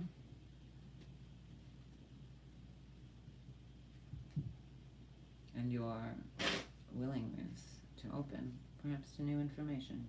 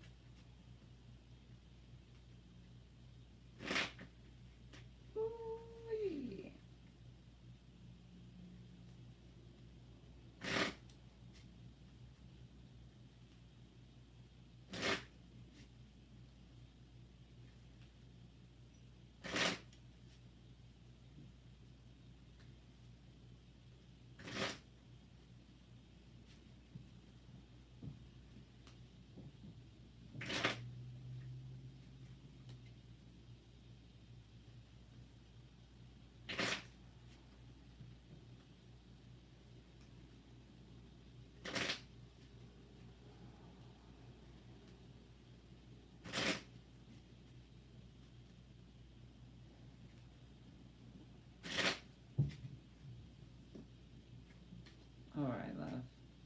Oh, look at us. More likes. Love it.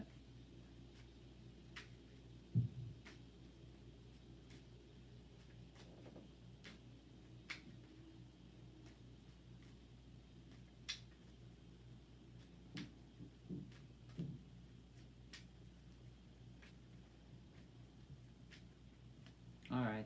Taurus. Much like we are hanging out.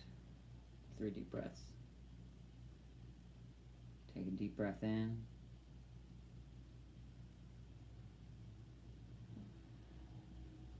And exhale. Take a deep breath in.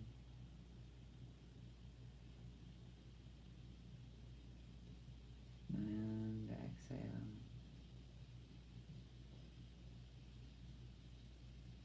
Take a deep breath in.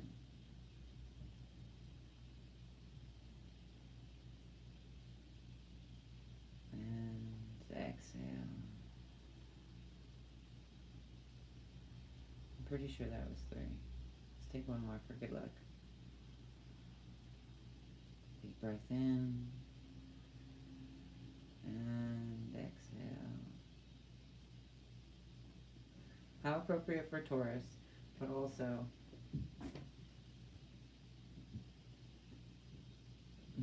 don't get lost in the sensation. Don't lose count. Don't lose count for sake of excess. But also very much, I think there's, in general, capacity for a very smooth transition.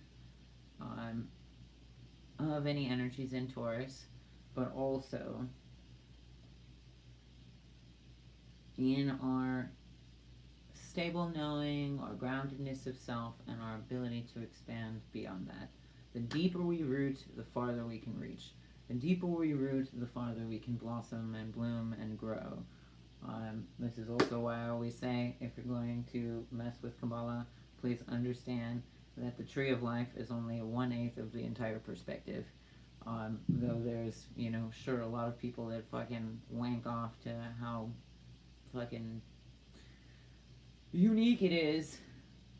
There's a great fear of the tree of death, and that is integral to the capacity to grow on the tree of life, because the roots are integral to the expansion and the blooming of the branches, or the strength of the trunk itself. And though they are unseen, they are nothing to fear.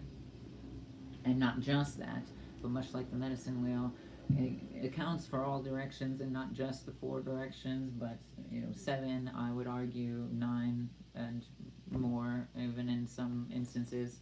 Much like there's arguably more than 12 dimensions even to explore, much like there's significantly more than 7 chakras to unite and to ignite.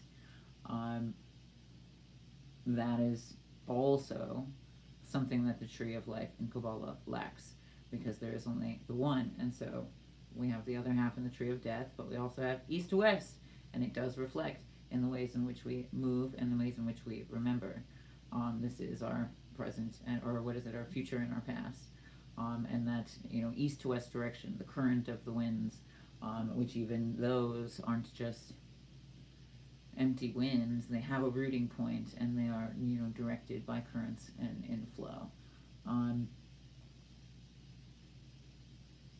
quite honestly, if you consider the flower of life, and those intersecting malkuts would be 8 directions. Much like the universe expands in all directions, much like the universe mirrors itself even. So, consider.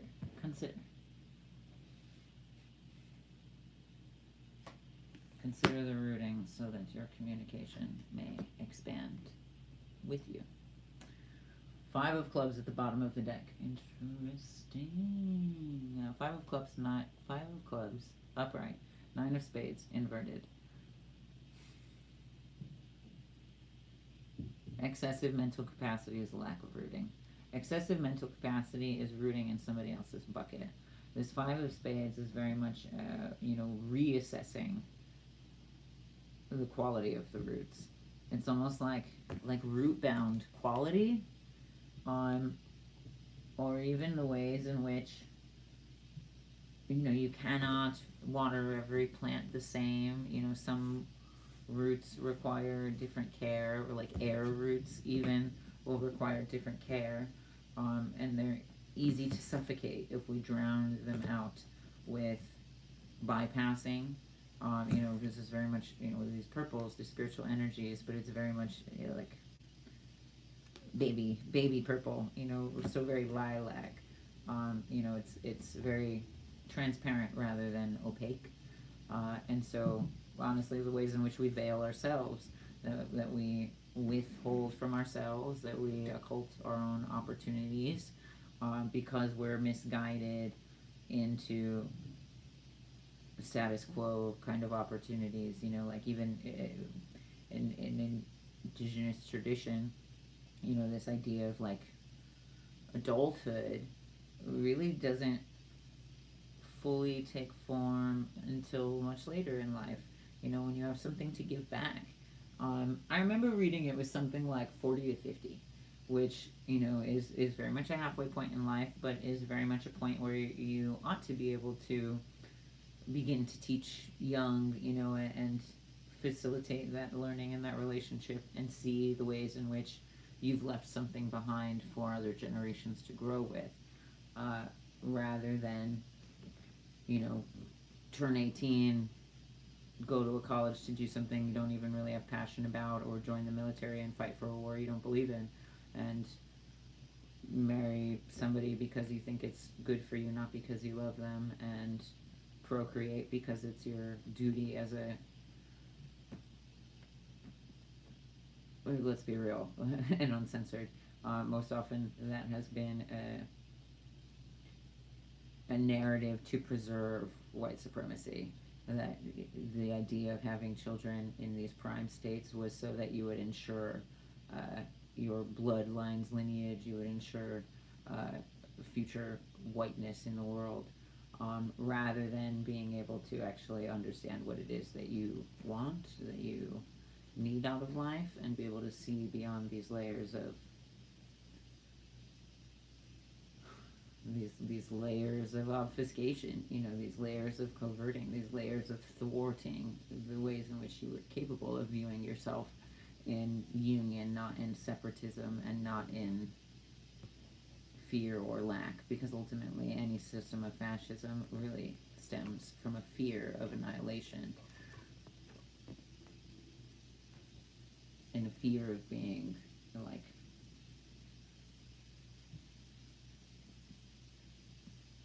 not of somebody else being better, like again, like what the book talked about with like envy. So much of theories of fascism stem from wanting to be a superpower, but not because you believe in your power, but because you fear the power of others. And this is why genocide has occurred time and time again, not because they even actually thought that they were bad people.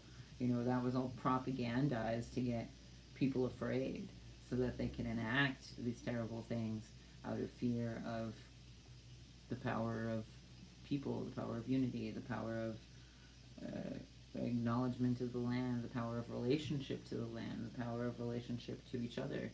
This is why our languages were taken from us. This is why families were separated. This is why families are separated now.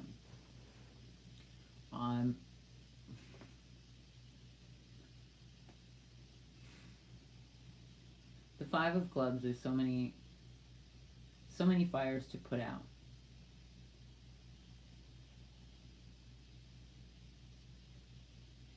Not all of which are our own.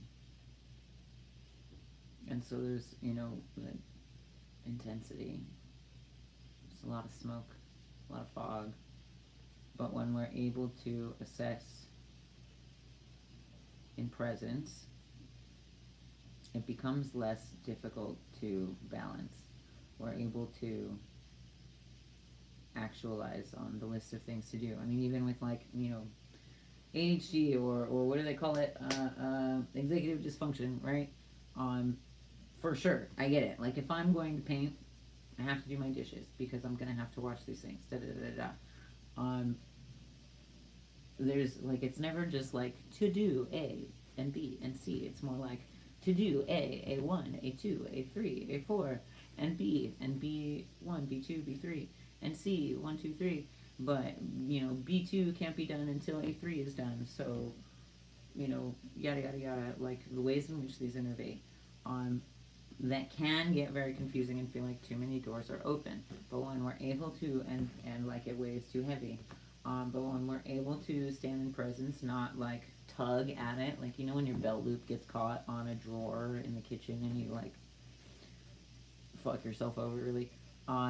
This is very much that. And it's not that we pull to get ourselves free. It's that we bring ourselves to presence, find what it is that's snagging us down, remove that. We have to see it, we have to be able to perceive it, and actualize within that presence rather than just to run. Again, there's all these energies. The energies that will be moving into Aries from Pisces will not allow us to just pull away from or bypass blindly. It's going to require you to acknowledge what fires you need to put out and what fires you've contributed to and what fires also glow and also keep you warm and also give you light and motivation And in seeing that, you won't have to search for it anymore. It will just be, and it will just be with you. And much like I say with this year of the horse, it is not just power, it is not just force. It is very much the subtle sensitivities of, and it is very much our capacity to move with that as well. Because horses are beautiful, silly creatures, but very sensitive as well. Not just all muscle, but big hearts and sensitivity, and realistically, fragile.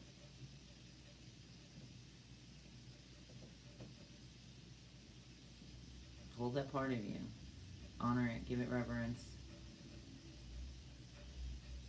so that you can expunge the flames that have been burning you. Expunge, is that the right word? So that you can put out the flames that have been burning you.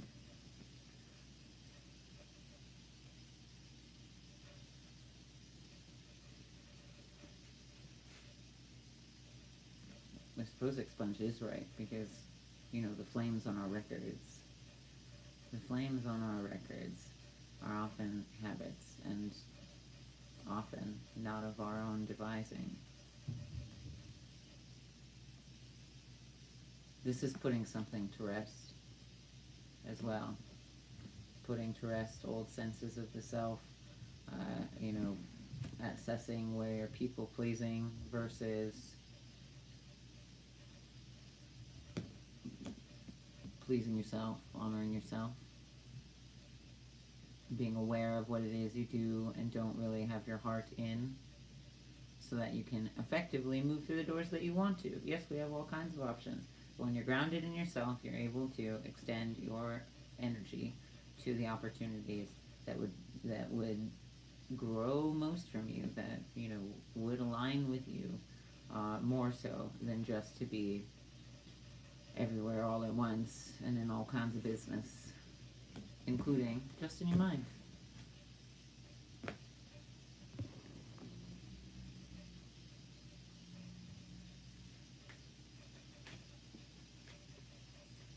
I hope that helps. We've gotten some more love on here, so happy to see it resonating, my friends. Gemini. Dear Gemini, let us see what calls to you in this season.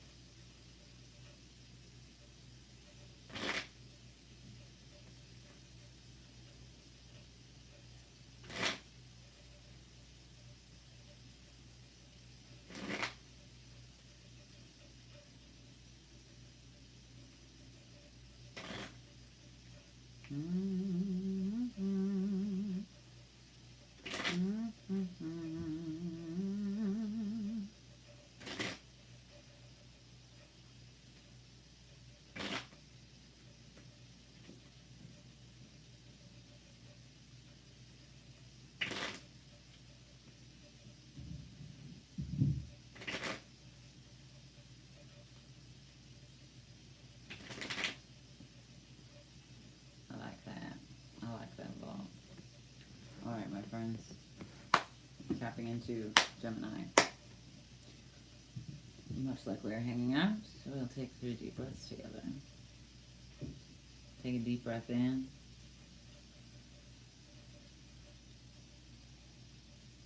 And exhale.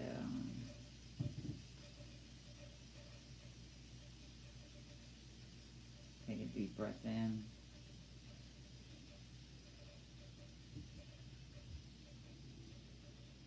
And exhale.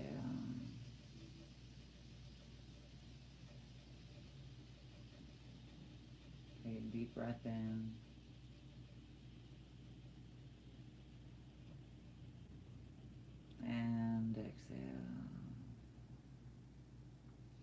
Interesting. I love this.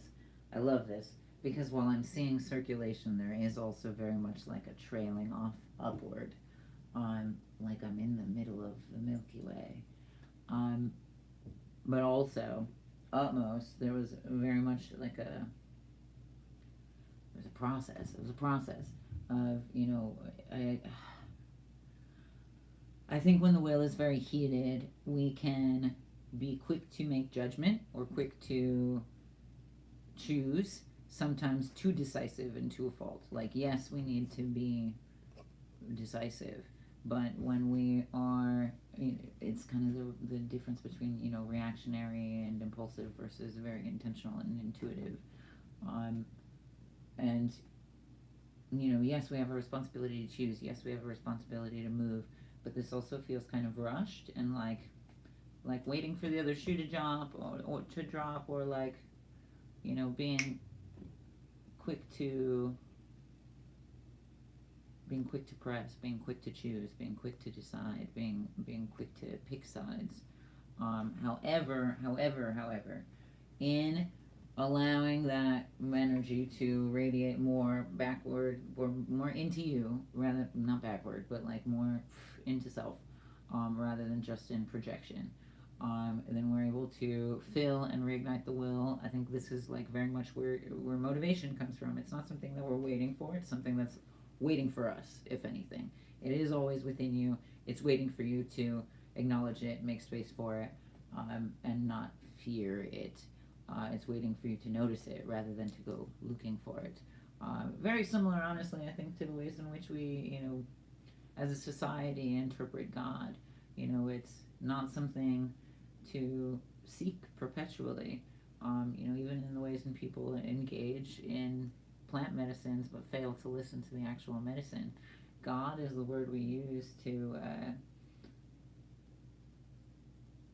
bypass our own incapacity of understanding self.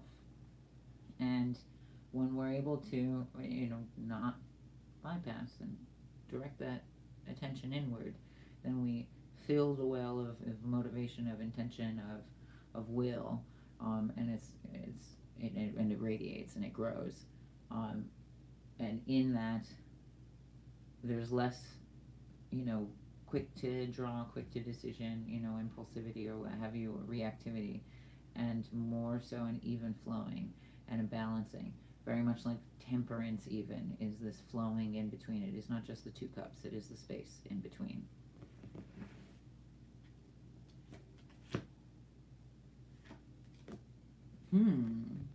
Interesting.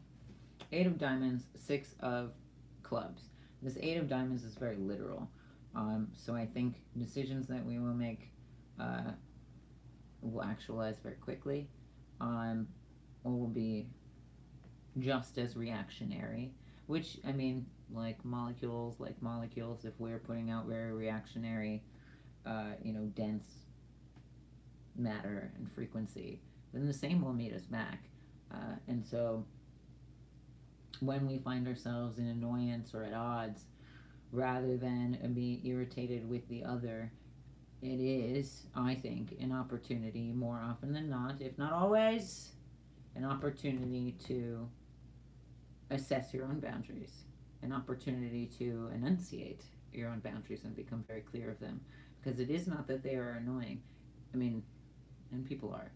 But rather than just fester in that, we assess our boundaries so that we can clarify this relationship and not just be at the mercy of it, or replicate it in a way that we ultimately would not otherwise align with.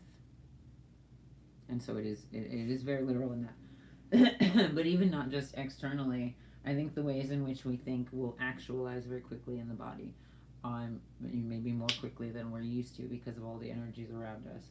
Then it'll become repetitious, and that can be absolutely utilized for great momentum, or that can be, what I think Western astrology optimizes for, which is very much an internal vortex, or an internal combustion, an internal spiraling, which is very much too much pressure inside.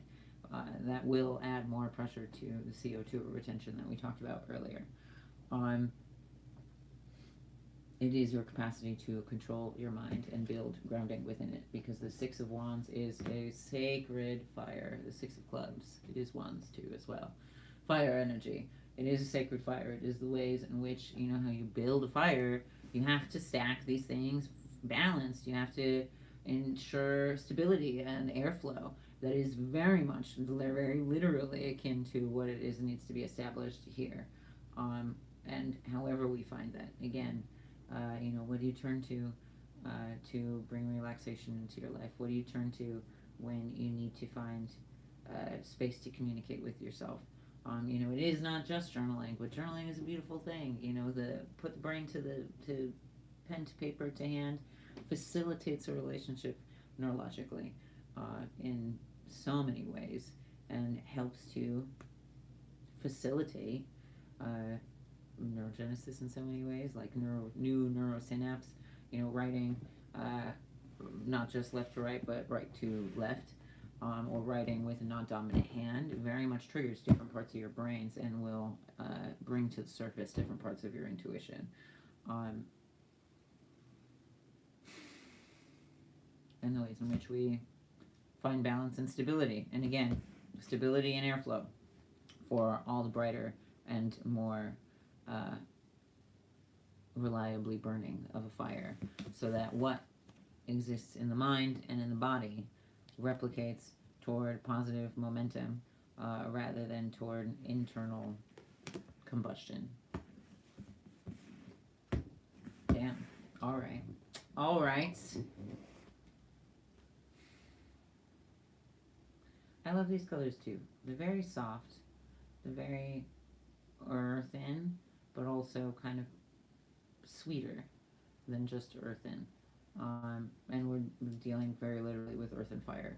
And when you consider that it is not just the fire, it is the ways in which the fire either scorches or feeds the earth.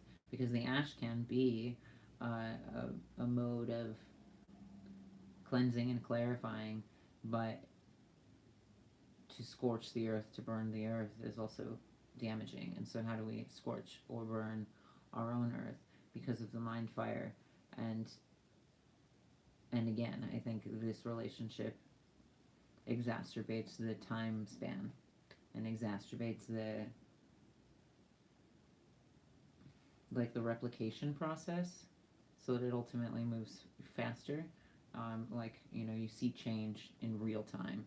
And, you know, again, potent opportunity, make the most of it, rather than it making the most of you.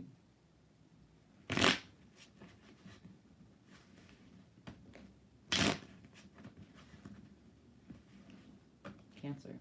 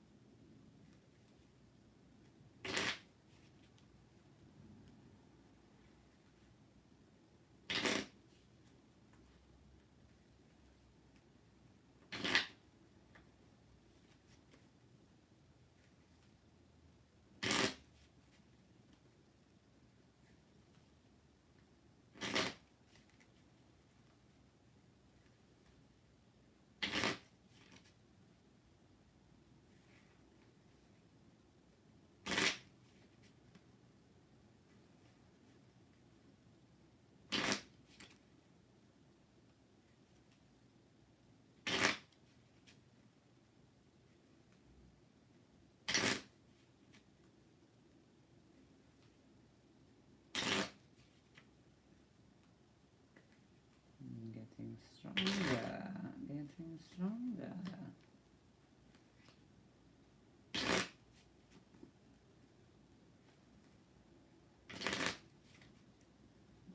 All right.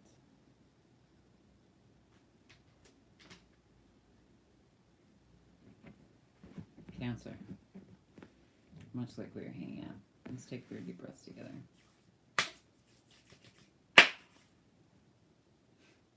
Take a deep breath in.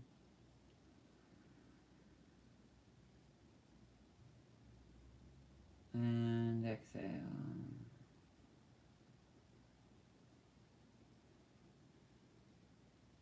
Take a deep breath in.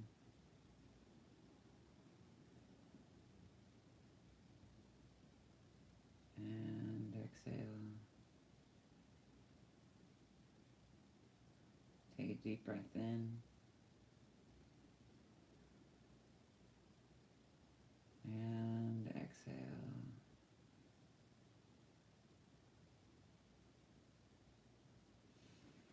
Interesting. Again, I feel like there's an element of speed. I feel like there's very much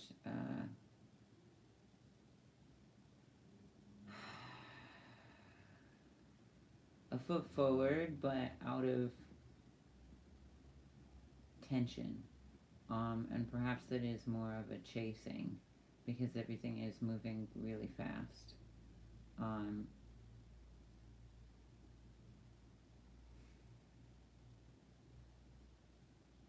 And also, maybe an elasticity, and in which we're capable of, rebound, we're capable of bouncing back, we're capable of reconsolidating our shape and ourself so that we can see and move more clearly. It is awareness, not just of the body, but of the ways in which the body exists in space.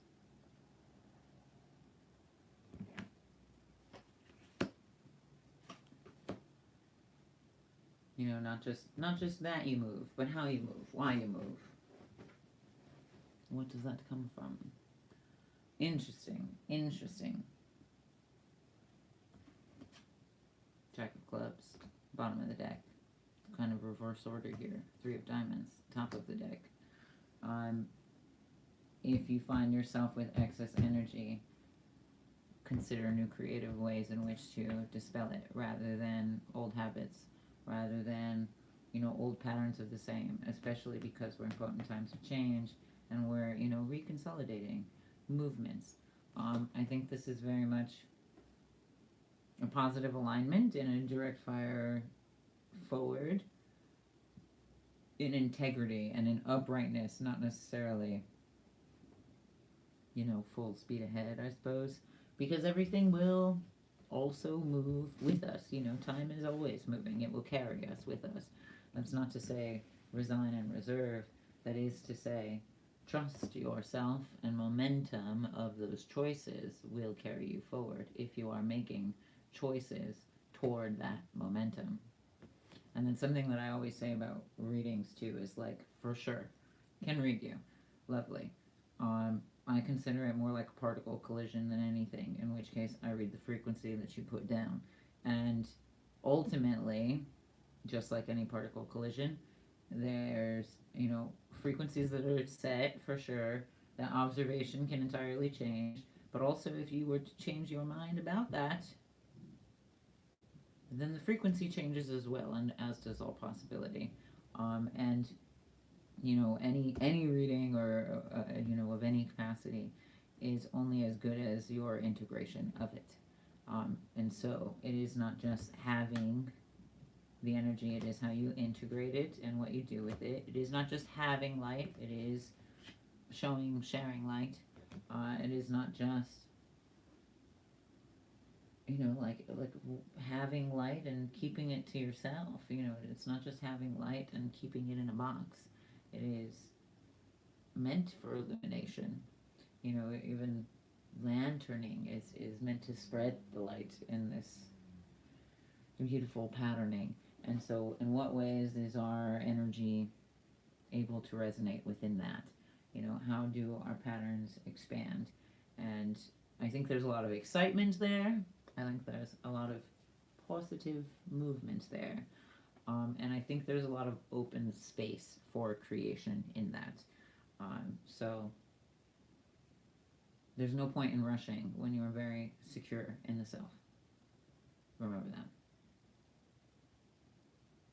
And if you feel rushed, then it is maybe more called to assess the details rather than to rush into or past. Yes, trust the process.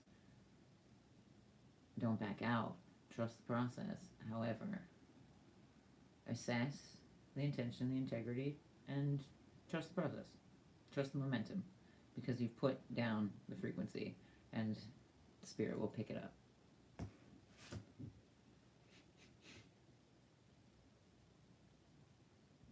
And also, Jack energy. Have some fun with it. Don't take yourself too seriously.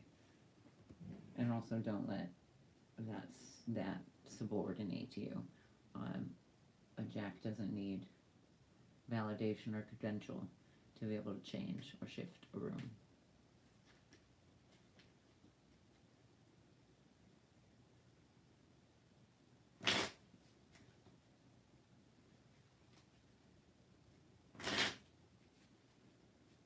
Leo, heart of the lion.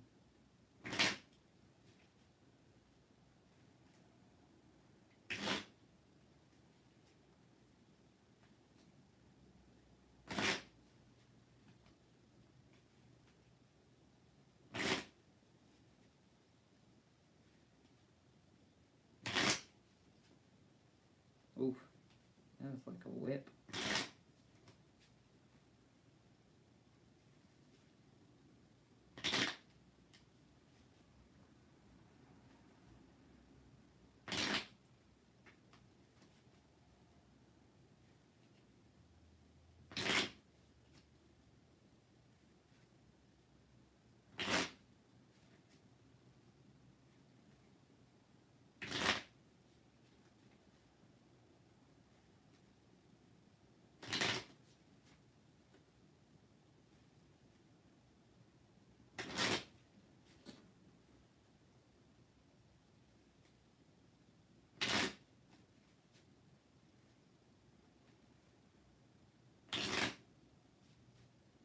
Little ASMR shuffle for ya.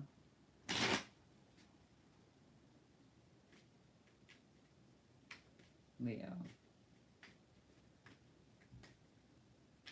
you are my next vibe to pick up what you're putting down in this season, and something that can serve you well.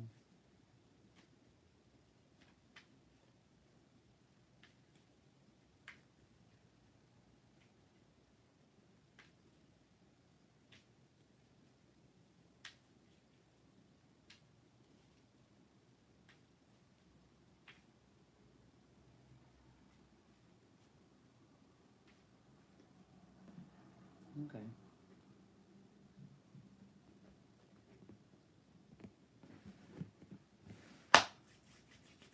Leo, much like we are hanging out, let's take 3 deep breaths together. Take a deep breath in.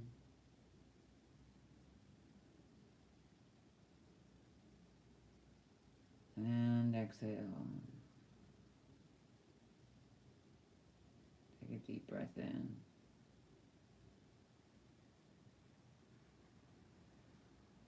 And exhale.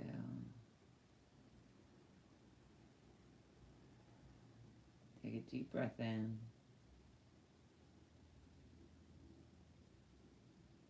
And exhale.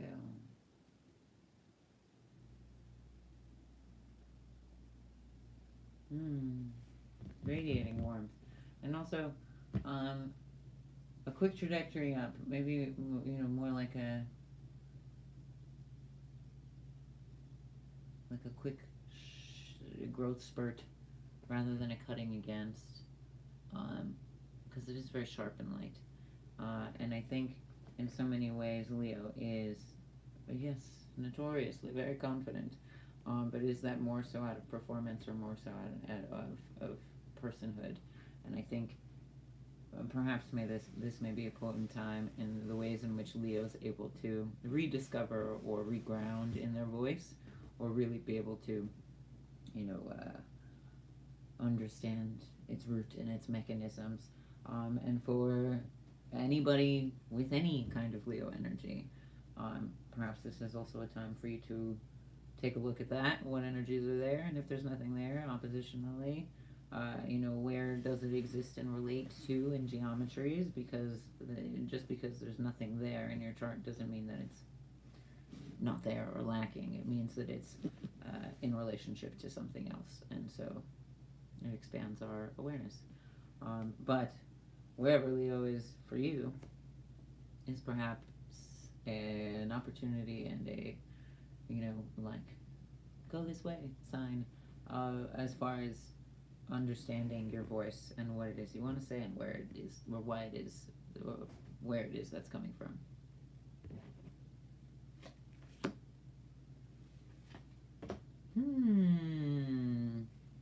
Interesting.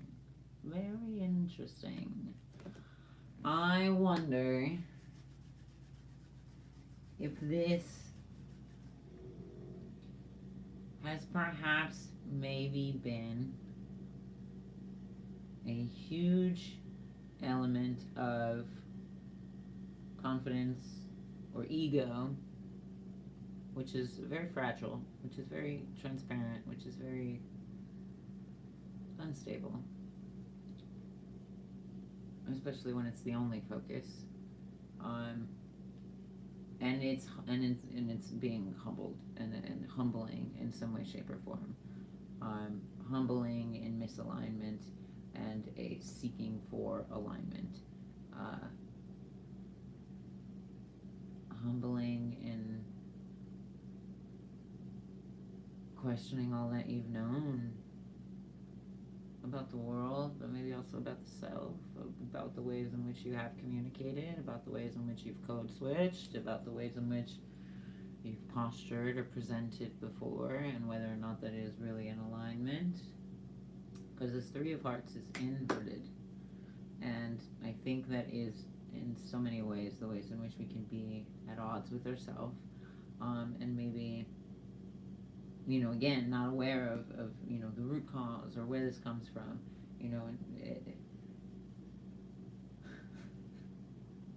it's a lack of awareness of yourself in space. Kind of like when somebody flips their hair, but it's like in somebody else's face because they're just not thinking about anybody else in their space. But also, again, the memory, the story, the truth, have we just been operating from truth because somebody told us that was truth? Or operating in this voice because it's worked thus far, that we've, really maintained that and stopped questioning it, and now we're seeing that it's not working, but, altogether feel confused or lost, or that there's too many options or what have you. It's calling to the root of the ripple. The root of the ripple and all its effects. And that is very much also, the deeper you can go in that, the more you can be curious and go cave diving in the self for it, deep into every lobe in the heart. The more we will be able to speak and communicate clearly with the self, but also in a proper honoring and representation of our growth and of how far we've come, or what it is we want to actually actualize. In so many ways, the biggest part of people also feel like, nobody really loves me, or nobody really cares about me, or, people like me because of I think this is very much challenging that. And, again, we're not going to get away with bypassing spirituality, or spiritually, we're not going to get away with bypassing any physical modes of movement either, really, as far as confidence and sense go. Yeah. The Five of Hearts is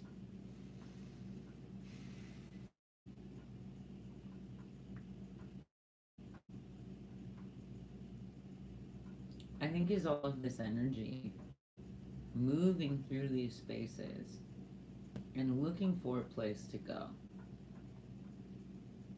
Like if it was to trickle down of these cups, what is the catcher? what is the basin it's feeding? What is the thing that it's going to catch all of this, so that we can have and hold this water rather than just let it pour out onto the ground or spill or what have you. It can also be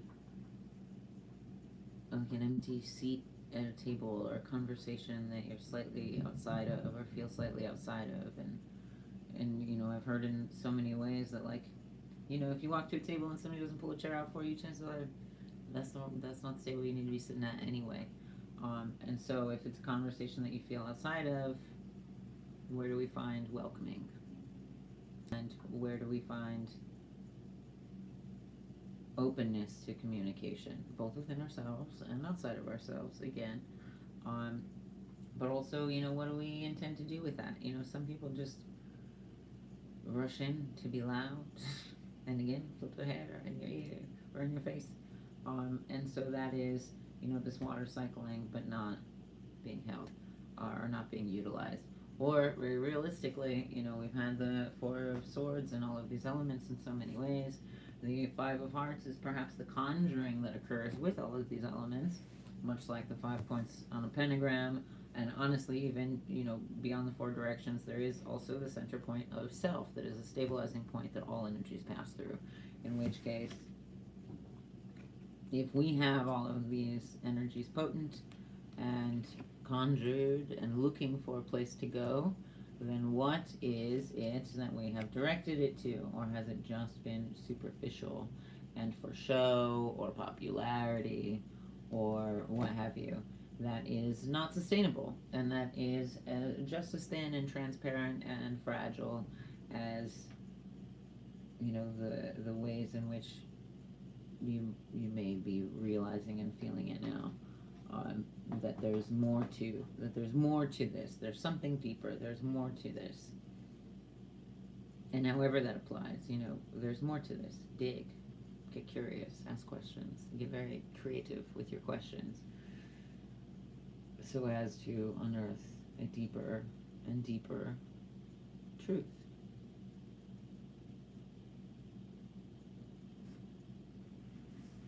And that will lead to conviction, an eminent desire, not just confidence that is like stage glass, easy to shatter.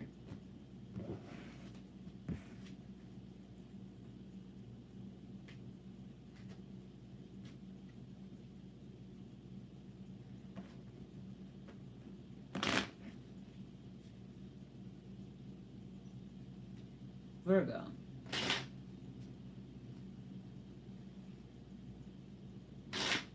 Let's see what Virgo can learn this season, given all of these Pisces energies and what we've learned thus far about the ways in which that expands in indigenous astrology.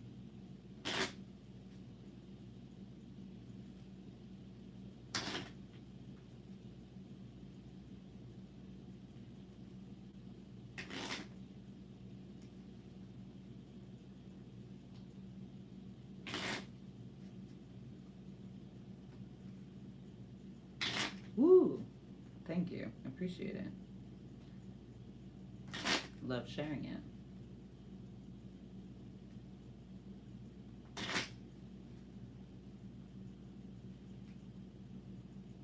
And it really is fun to see. I feel like, again, data highway. If I put this out and plant this seed, then many others will pick it up, and it does pollinate the collective consciousness in so many ways.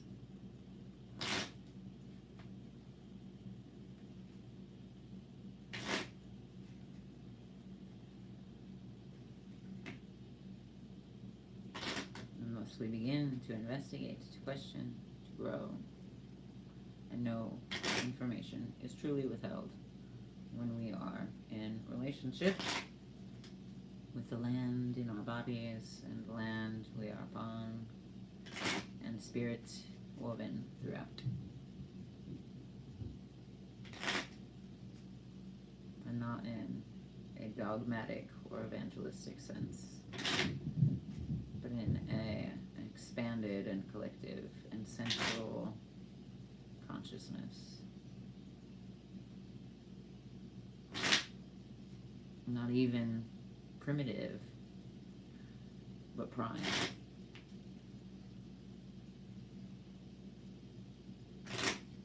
Primitive is hierarchical and supremacist language, but prime vibrates and is always divisible by itself.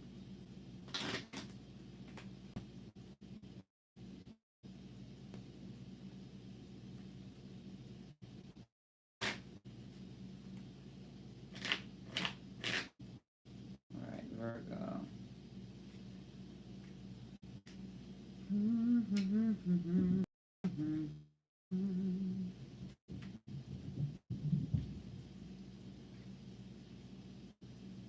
Familiar. All right. Much like we're hanging out, my friends, we'll take 3 deep breaths together and see what Virgo can this Pisces season. Take a deep breath in.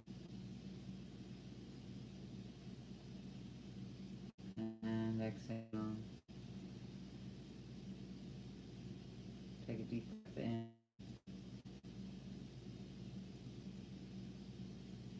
And exhale.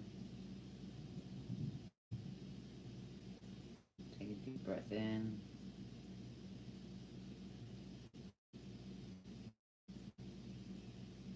And exhale. Ooh, okay. Active. I feel like there's a pointing out or putting a finger on internal, being able to identify points on the self. You know, like you teach a kid, like, where's my eyes, where's my nose? Teach an adult, like, where does your love come from? Where do you feel your desire? Where do you feel your anger?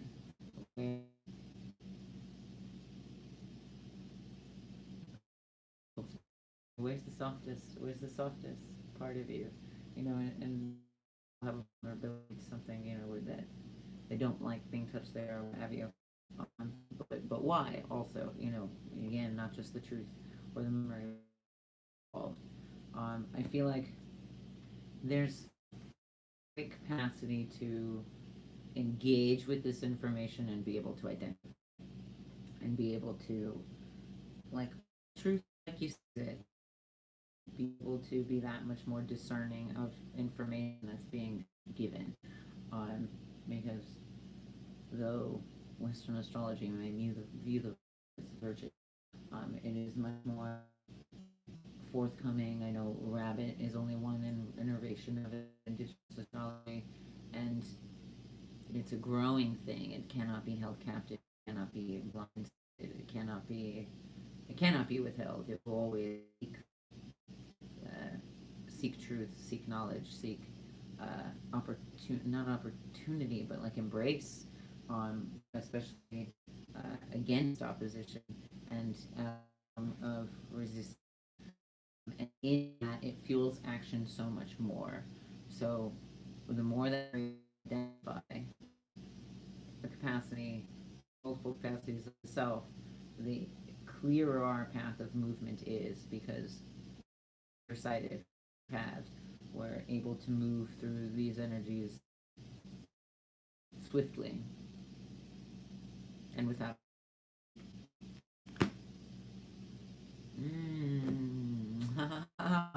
what did I say?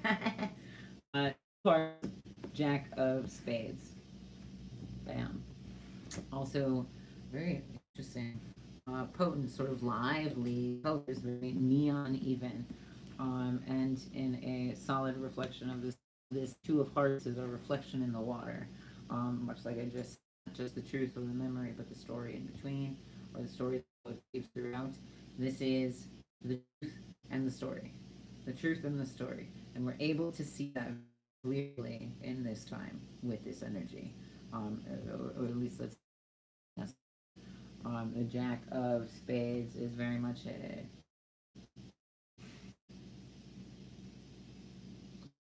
curiosity in the mind. It's not trusting or mistrusting. It's your ability next state. In which case, you know, even the worst aspect of yourself. Okay, is that true? What parts of that are true? And when you're able to face that, you face your demons, because the only demon, or the only demon that we hear about is in the self. It is your fear of self. It is your fear of actually able to meet and greet and look in my reflection. This is offering a fun invitation of let's go through these rooms in your mind and see if there's anything that we can pick up off the floor and put back on the shelf. Excavate, because this was never yours to be. This was implanted by parentage. This was implanted by society. Da da da da. It is also very much a grounding point, because swords inverted, and what do we hear is staking that sword into the ground, using it as a contact point. Lightning strikes, information abounds, electricity and current fills throughout the ground. We power the house, rather than to be at odds or at throat, rather than to be willing of. And I feel like in so many ways that's come up too is our defensiveness often comes from an inability to communicate honestly with the self. And we may see that, be confronted with that in others, sure, but the more we are to face the self and willing to peel back the masks that these emotions wear, then all the better to see what the our face is really like. And in so many ways, if you are particularly struggling with that, and it's not like it should be so lighthearted, it can be very simple. It's not to say easy, but it can be very simple.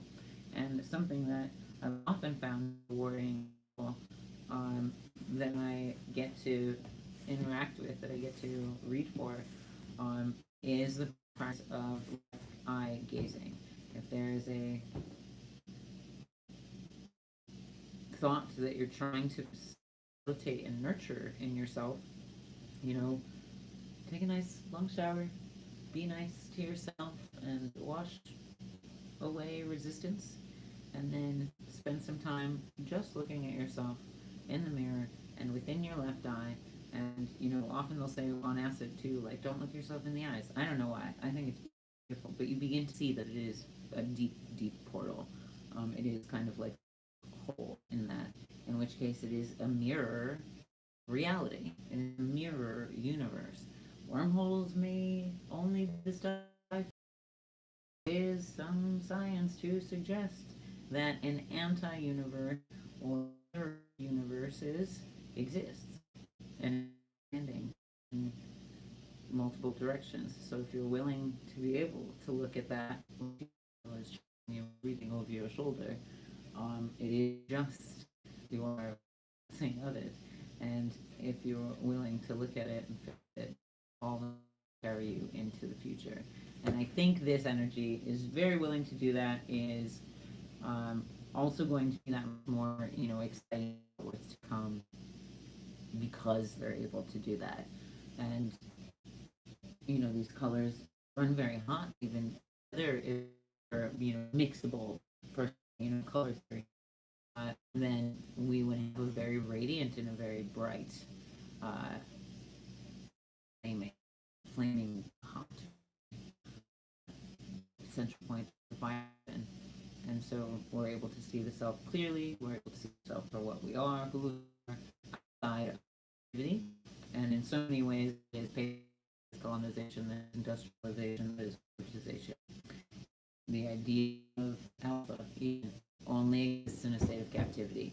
Honestly, realistically, I think if you consider frequencies are the most impressionable.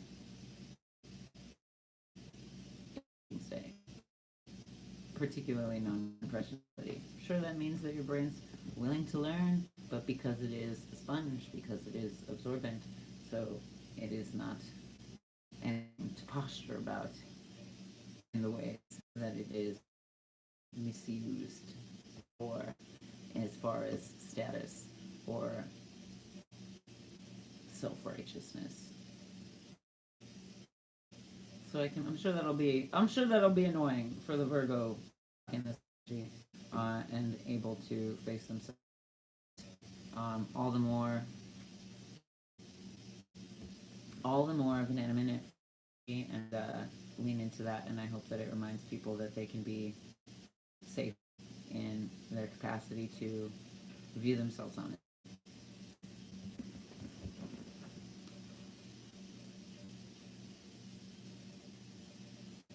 It is alignment in the mind and the heart, and that is emanating current. That is one that can shock many out of their slump.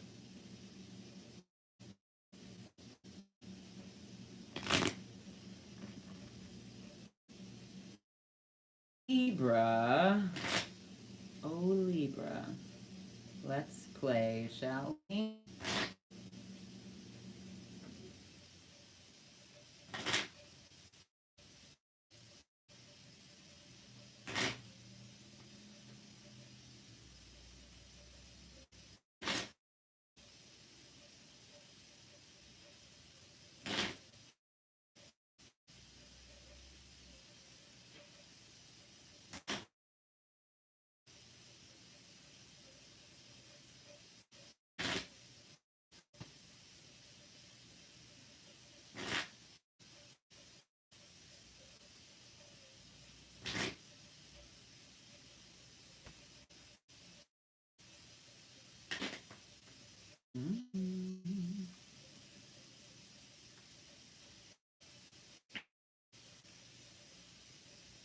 Libra don't want to play. Libra just wants to be in it to win it. Okay.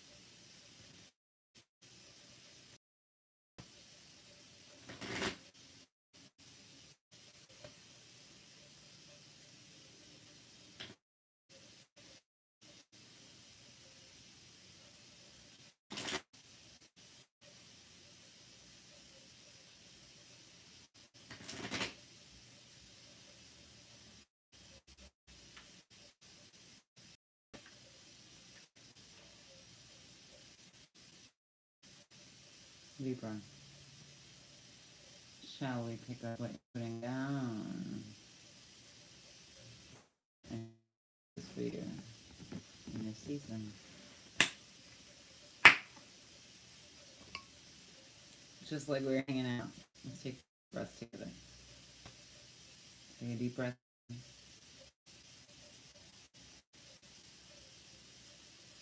And exhale. Take a deep breath in.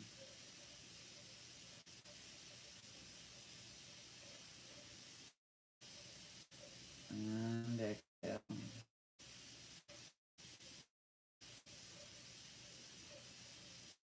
Take a deep breath in.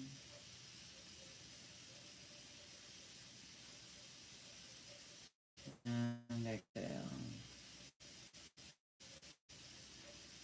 Okay. There's a stagnancy that could be converted or transmuted into stability. There's also a sense of overwhelm and emotional capacity, and 100%. I mean, why wouldn't there be? Justice is poisoned. There's poison in the well, and anybody with justice on the mind, have anybody with beauty on the mind is maybe is seeing so much more pain. It's illuminated because it is going against the very nature of what Rose Card is and stands for. However,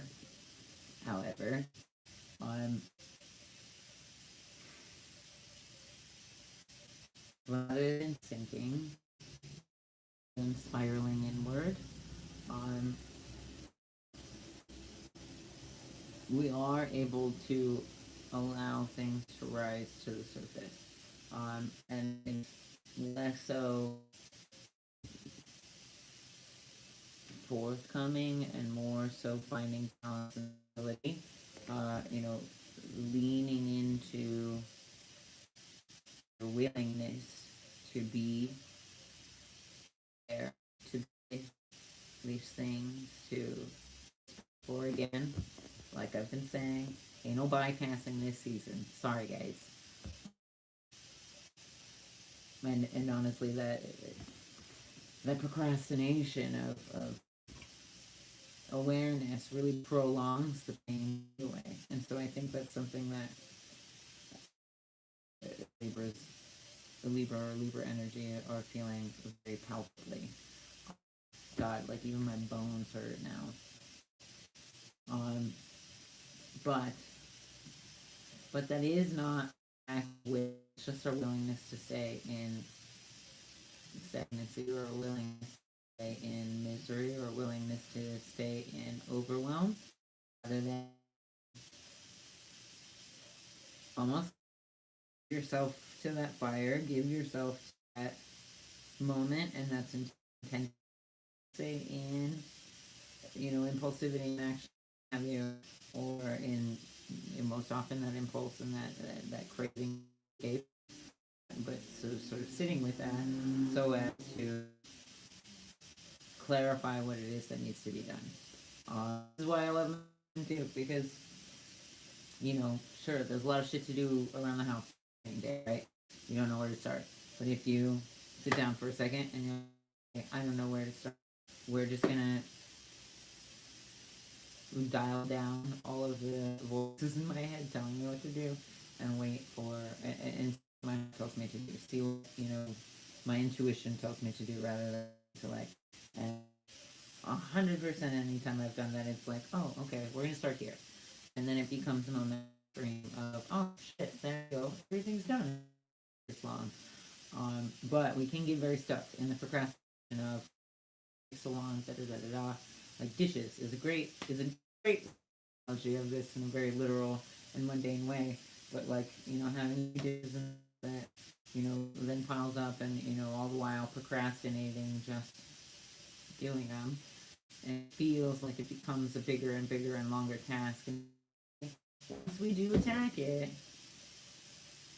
once we do actualize the task, once we do assess the task, not attack, then we're able to dilate time, and 20 minutes or something silly. Nothing nearly as long as the mind was able to expand it into. And so I want that to be a pertinent of Libra and recognizing. And it is not to say that the world is like, it's not that fucked up. Put it up in your mind. No, shit is that fucked up. Spiral with it, or we can begin to listen to inner parts of ourselves and begin to listen to the people around us. Are we taking into account the needs of the reasons and fears of others?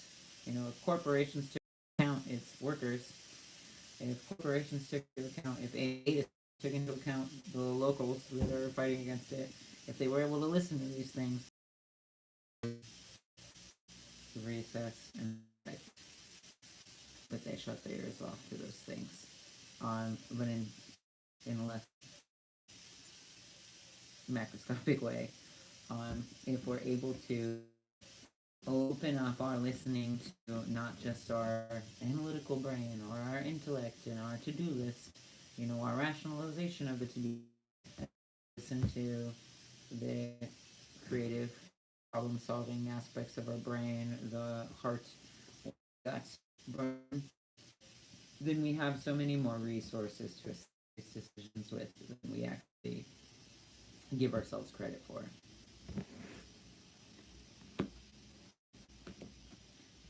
Of Hearts, Seven of Hearts. Intense emotion, my friend.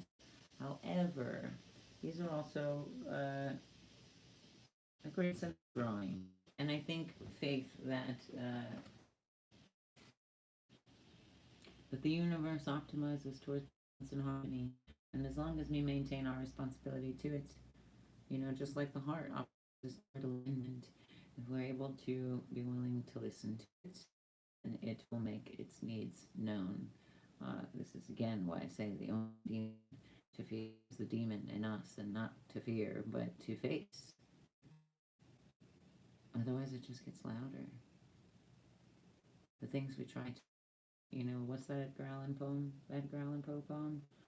Art underneath the floor, and the more this character tries to ignore it, the more it drives him mad. The more he tries, and it's not, the more it drives him mad. It's kind of very similar, rather than to, put our ear to the ground and listen to our heart. Especially when things are chaotic and there's a lot of confusion or loss of direction. Even the ways in which to hold ourselves, and remind ourselves we're real, are ways in which we can face that rhythm rather than be overtaken by it. Or to anticipate it. Jack of Hearts, Seven of Hearts. Inverted. Jack of Hearts.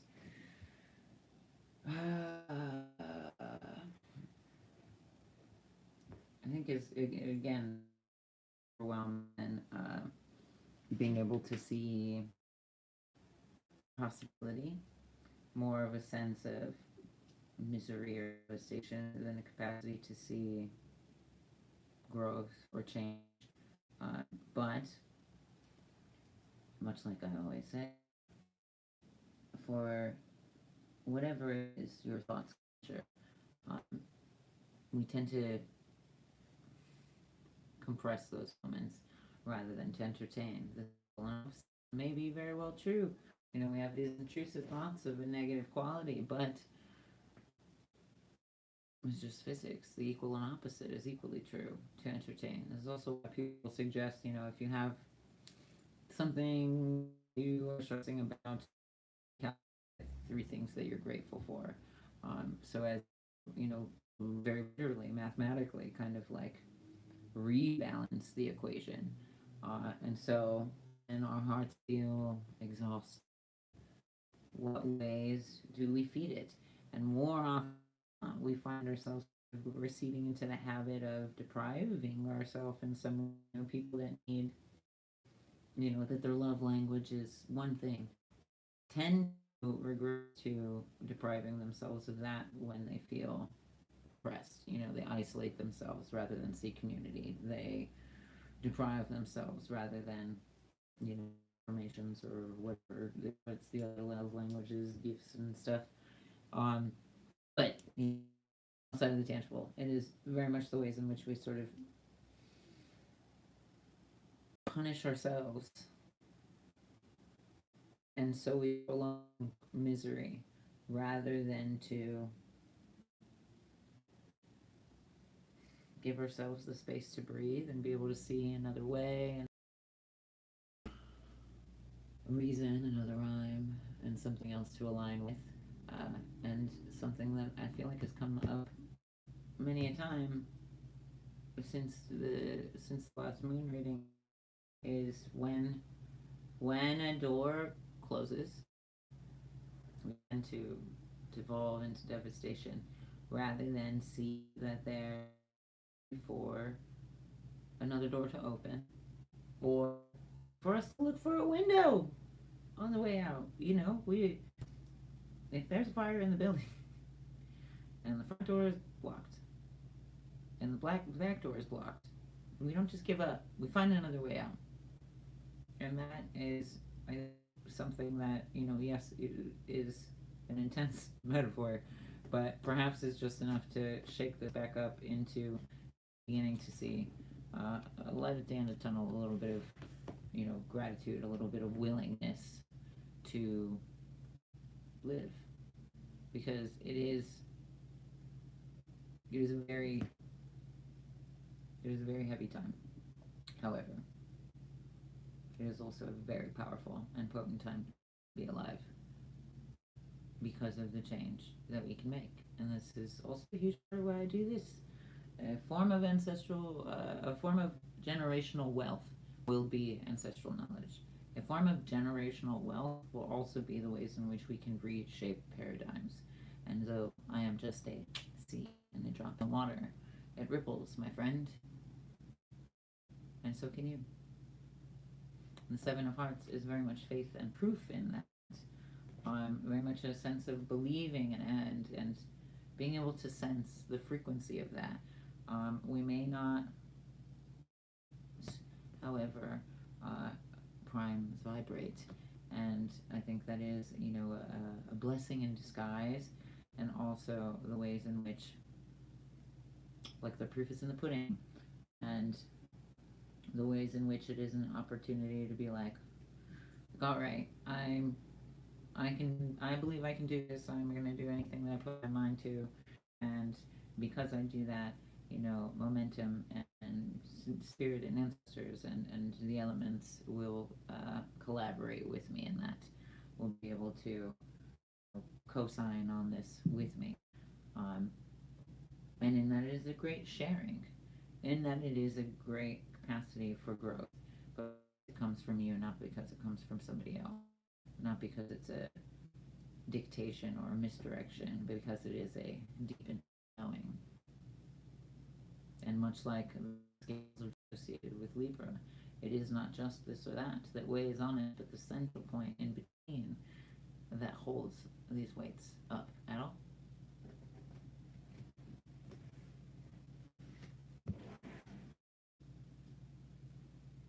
And also, like much in these readings, do not hold on to or repress or suppress emotion.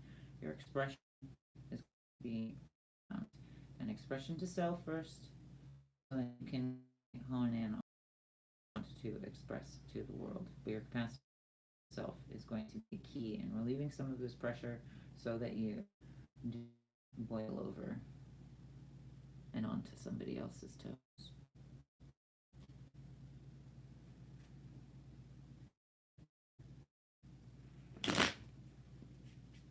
Look at that, more love.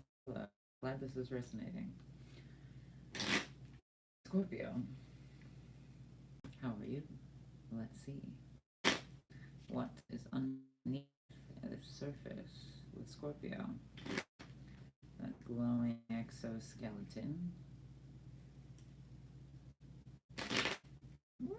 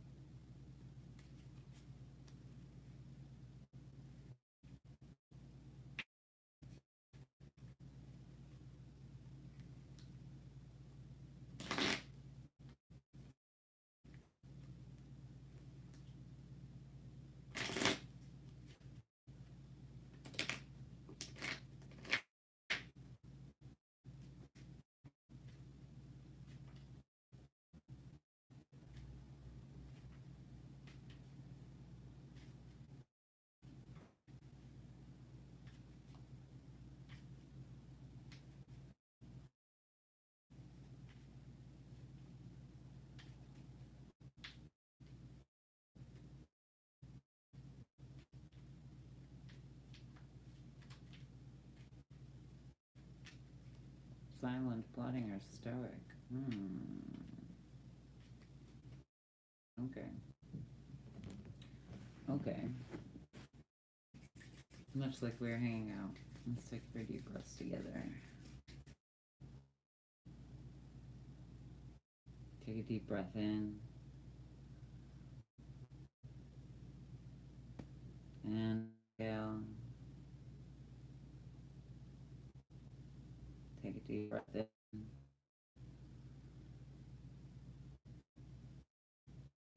And exhale. Take a deep breath in.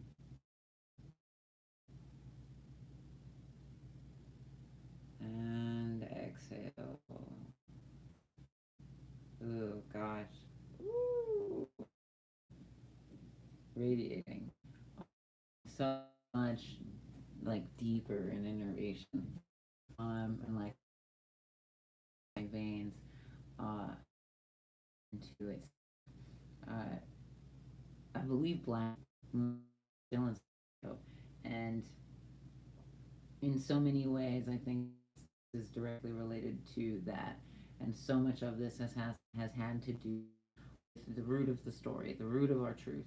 You know, peeling back layers of etymology, peeling back layers of colonization, peeling back layers of the ego, beyond the surface, beyond the superficial, in so many ways that I think an emanating power, and a very potent one that is asking us to demand that we align,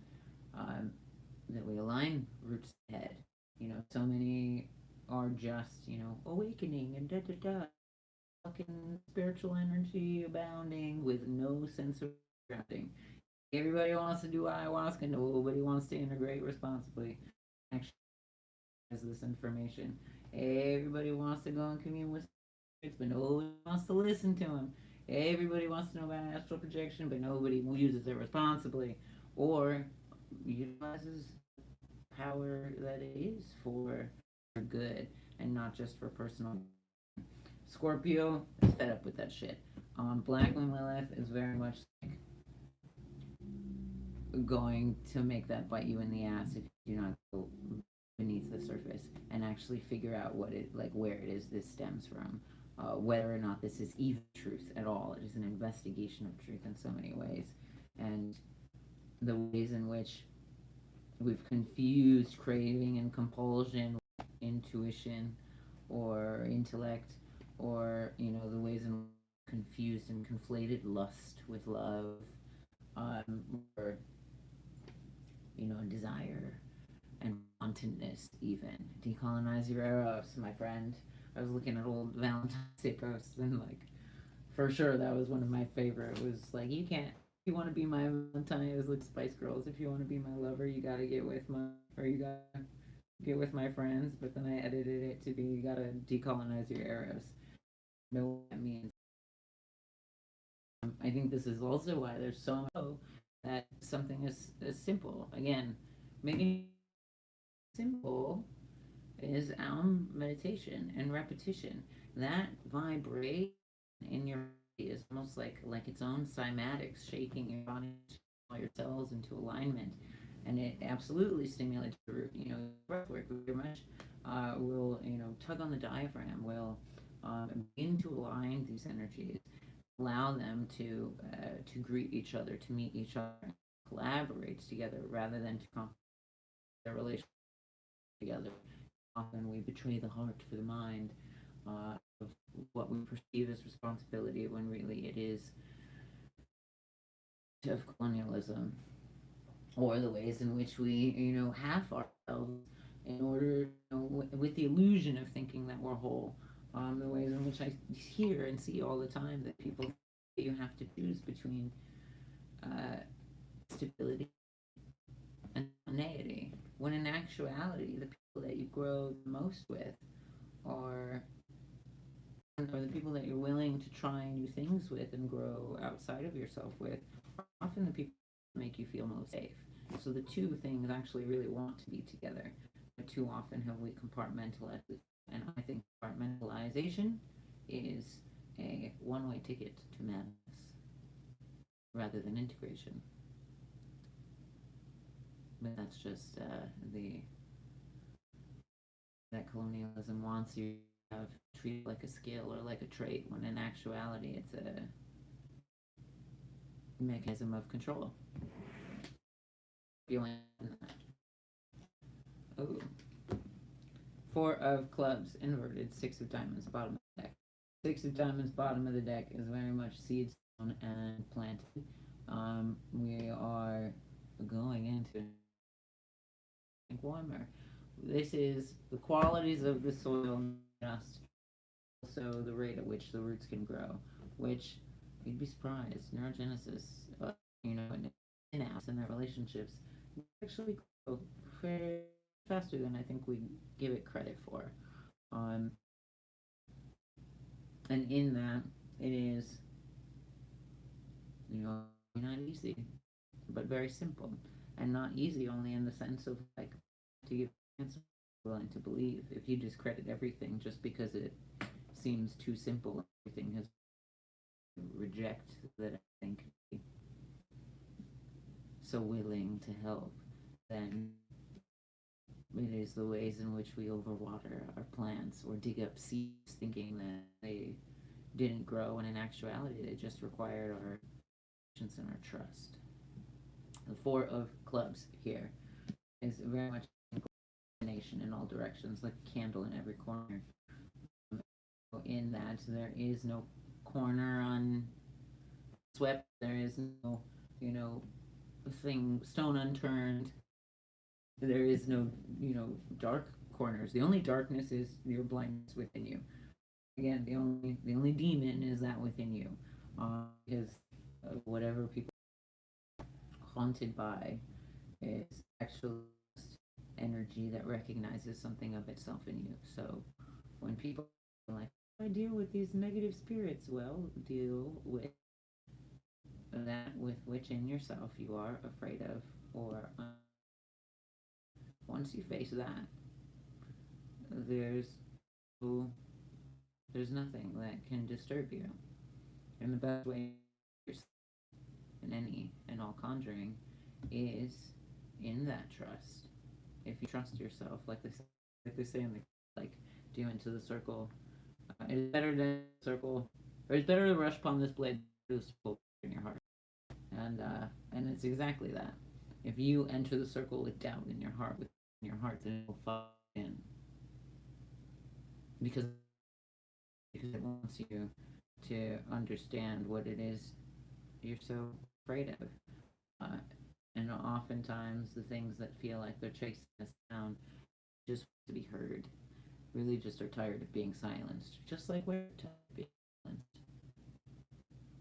So in that sense, it's not too hard to understand that they would want our attention. So why do we turn our back on ourselves in that sense? This is very much a calling to light every corner. Light every corner. Clear the mind, a skull shining, if you will, so as to illuminate. There is no pore that goes uncleansed in that way, and darkness can't hold up to those flames.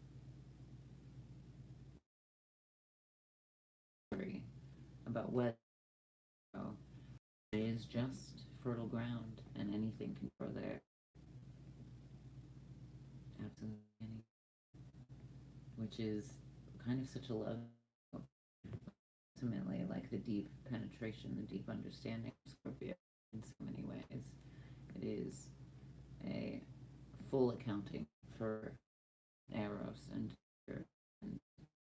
its use and its power and its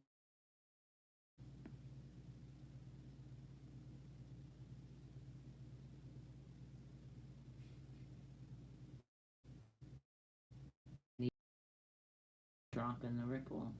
It is the way in which it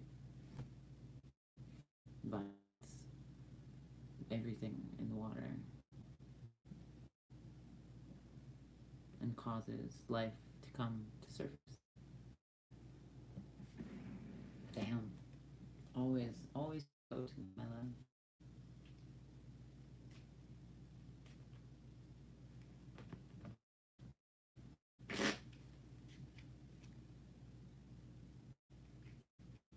Sagittarius.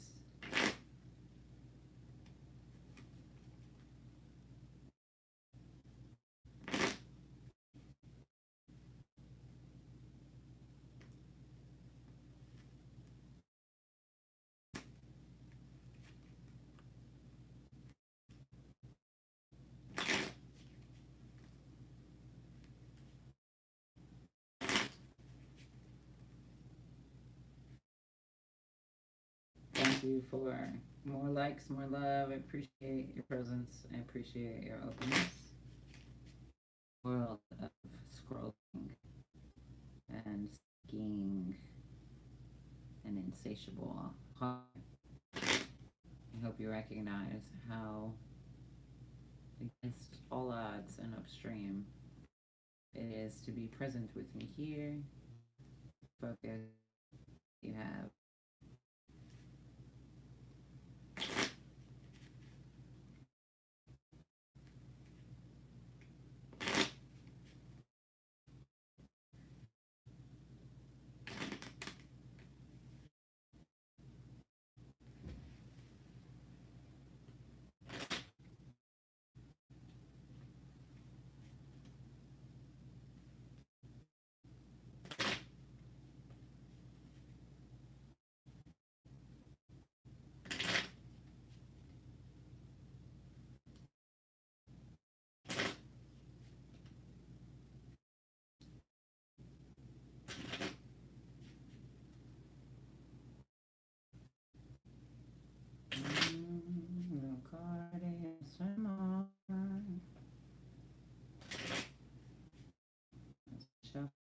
for all possibilities.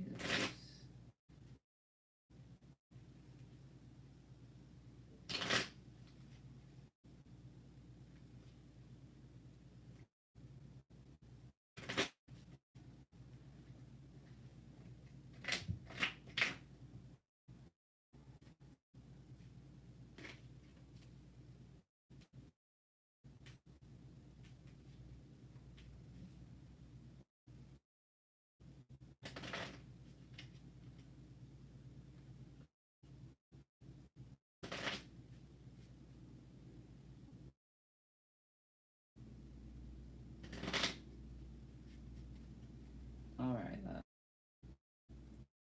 All right. Sagittarius. Much like we're hanging out, let's take 3 deep breaths together and see what we can tap into as far as any lessons for Sagittarius in this Pisces season.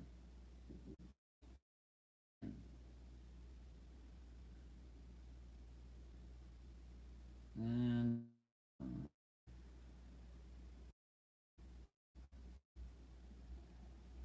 take a deep breath in.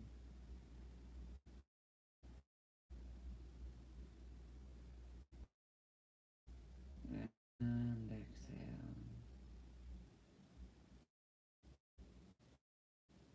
Take a deep breath in.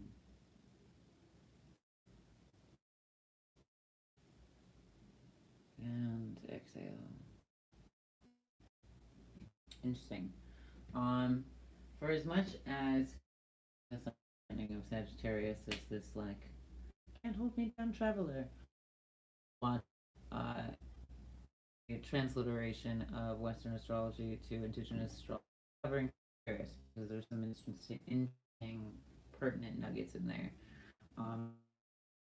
Very much seeking of grounding in the self. It is that insatiable that and so there's really the situations where it's like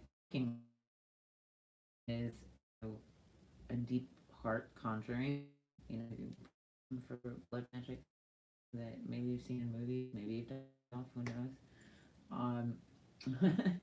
But also, like, why not just take your pulse down? Because you can feel your heart. So It is a direct acknowledgement to our heart. It's a direct point to listening to our heart in a lot of ways. And also your heart is a representation here, yes, and a way in which to communicate with it to some degree. Really, despite all options of things we see in all of them, we've seen them. It was quite still and it was welcoming, like homecoming. It was a familiar setting, and it was like, if your neighbors would greet you, and, um, like they knew you. It was familiar, and it was just doors. And in that, all places are working. You're familiar with them. And yes, we can find the world. That's the favorite thing about communities is you can go somewhere thinking that you'll know. Nope. Is you a deep connection, wrong connection, familiar that surprised you there. Okay.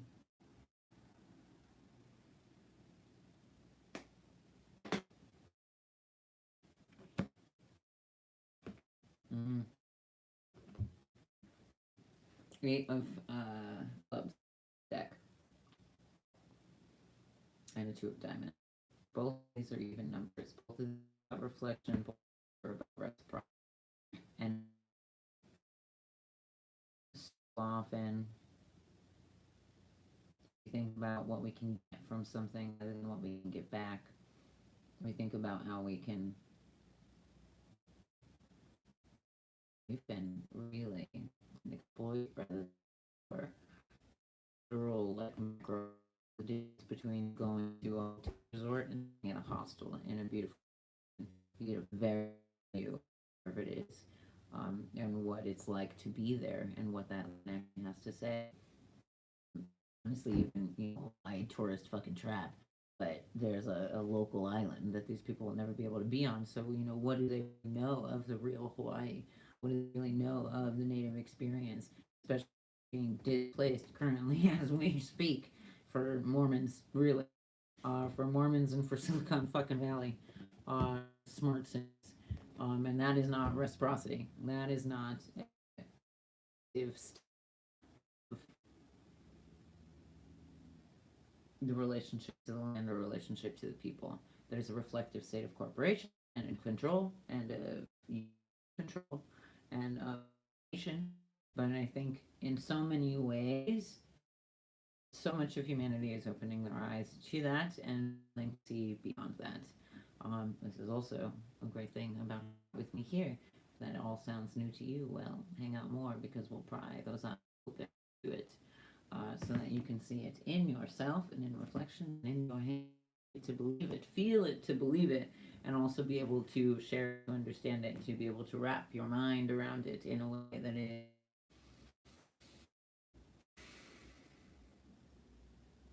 lot less of a thought and a theory and more of an identity, more of a presence and a placement, rather than just the aloof. There's a difference between being in a place and being of a place. There's a difference between being and with a place.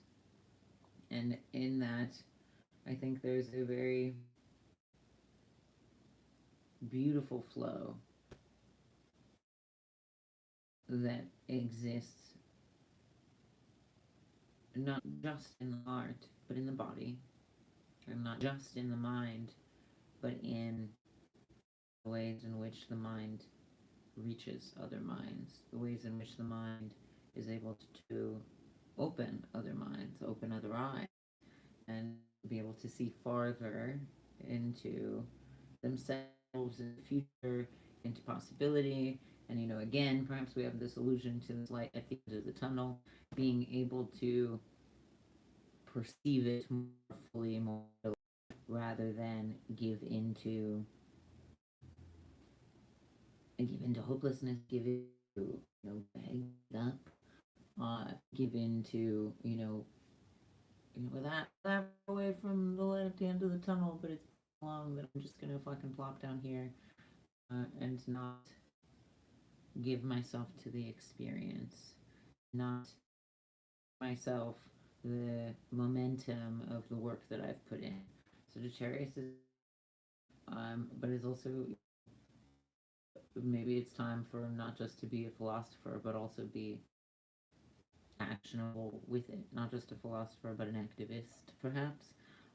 Not just of thought and theory, but of the utilization of that knowledge. Intelligence precedes intellect, and that intelligence is learning facts, but intellect is being able to weave similar informations and stories and synthesize as well. Essentially, intelligence is being able to intellect is being able to devise your own conclusion and summary of it using supported information. Intuition is where you begin to see the information, begun to see the patterns, and now you can move beyond just predictive patterns and in the feeling and what that projects as well. It is, in a sense, like predictive patterning too, but it is beyond, because predictive patterning is assumption, and intuition does not make assumptions. So, knowing the difference between those key terms now, how are you able to balance your understanding of them and the ways in which you've used them thus far? Perhaps, maybe even you've conflated some of these things, truly. Most people I know do know the difference between intelligence and intellect. Most people I know figuring out what intelligence versus intuition is. And for all we may science and of health, mental health, there is still so much unexplored, so much that is non-replicable, is missing a key part of information and of it can even be fully fleshed out, which is why there's pages and pages about misunderstanding, really. We're finding out incredible things every day. Aquarius is not going to sawn our ass in that. So rather than be toppled over by it, in between and move heartily, move full of heart with it.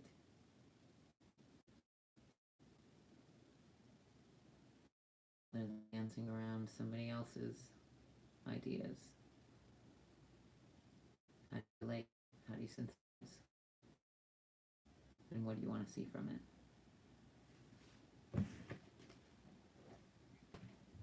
Ground that mind, my friend. Actualize.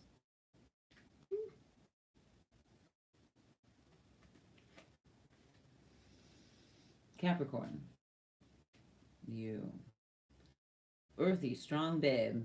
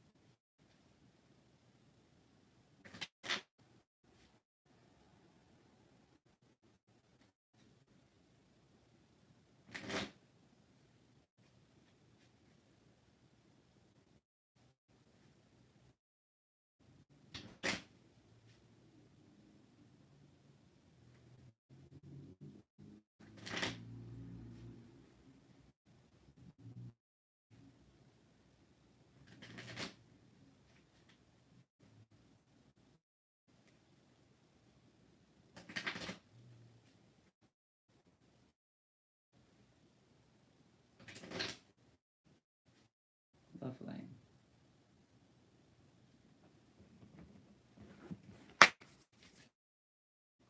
Capricorn. What's there? And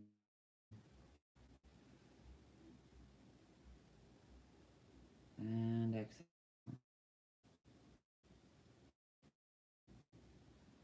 Take a deep breath in.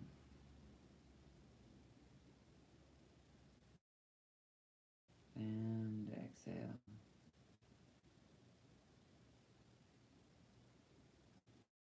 Take a deep breath in.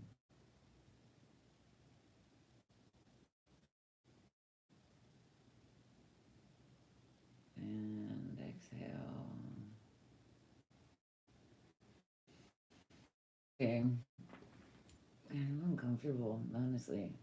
Which is so much of colonial powers are rooted in understandings of Capricorn, and I think I do feel like really pressure even, and like weakness in the spine, and we're hoping for with colonialism and with powers that be. Even the their own, rightfully so. However, as far as interpersonal relationships, as far as individual understandings, I do think that also is the overwhelm and the tension that comes with maybe re-establishing and recalibrating our sense of rooting our sense of stability. In so many ways, that's also economic, yes, but is an opportunity to see resource in other ways and other capacities. I definitely think I see a lot more of people stepping out of corporatism and people sort of creating the jobs that they want to see in the world, or creating their own capacity for job in the world that they want to see, which is very much establishing a new identity, and outside from under the glass ceiling, outside from under the invisible ladder hierarchy, outside from under false trickle down economic, and more so of a communal. People are willing to barter and trade. People are willing to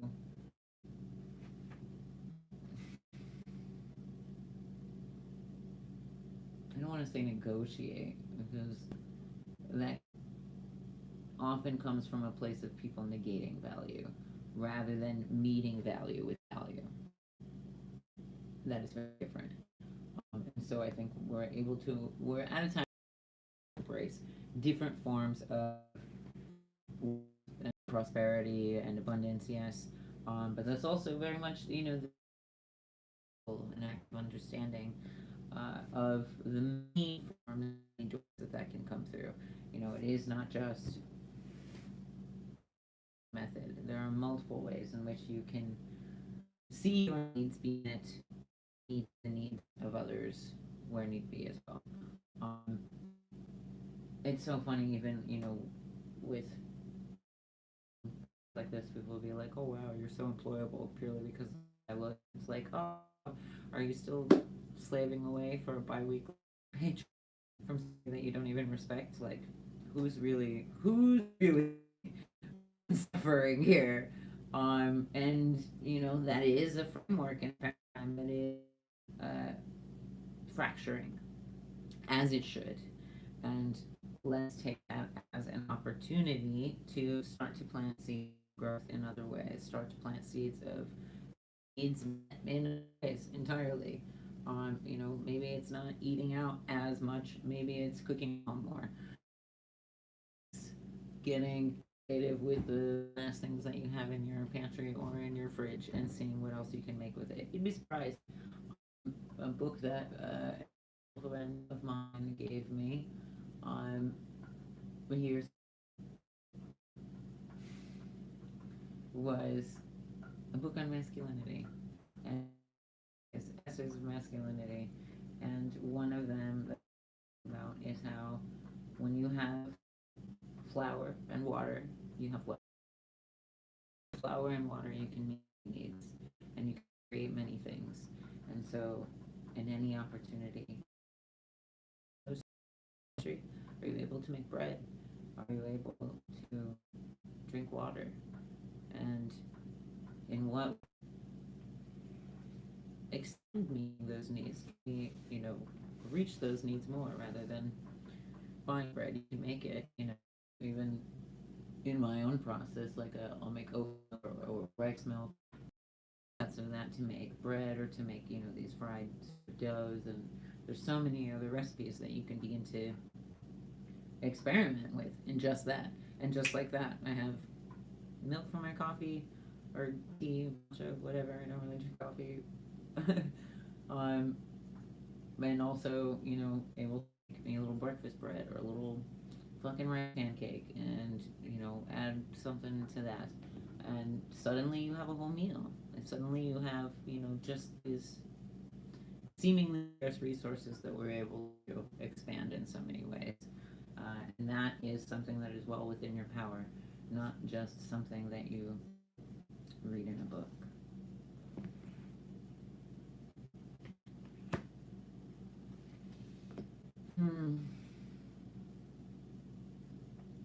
Three of Hearts inverted, 8 of Clubs. Interesting. You saw me as I shuffled that.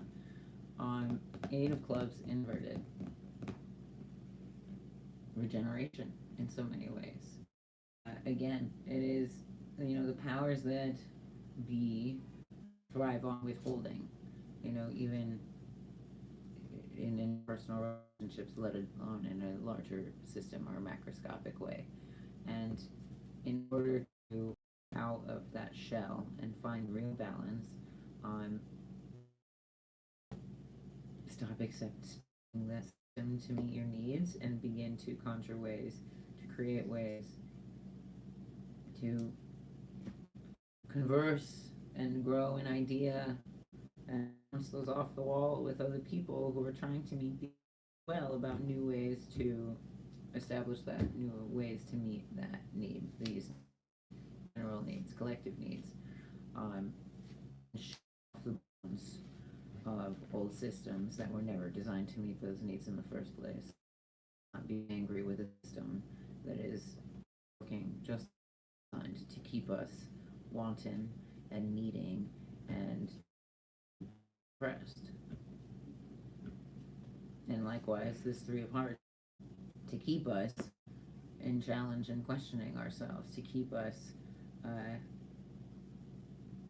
at odds with ourselves and against others, for fear of losing place in the status hierarchy, for fear of losing a food chain of corporatism, of consuming corporation. And reconcile with our own fear of loss or death. More willpower into a feverish desire to meet those needs at all costs. Because that is resilience. That smallest cells of bacteria will optimize thriving and find new ways to grow, find new hosts. Do not be a host for the parasite of capitalism. Allow yourself to find new ways to thrive and host for yourself. May it be reflected in alignment.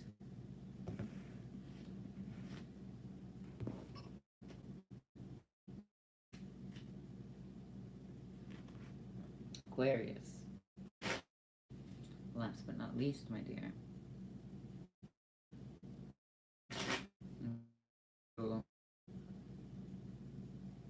Perhaps just arriving.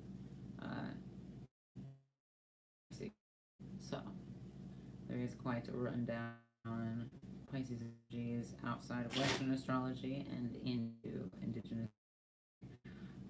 And we found ourselves at the tail end of the snake. Here at Aquarius. To begin again.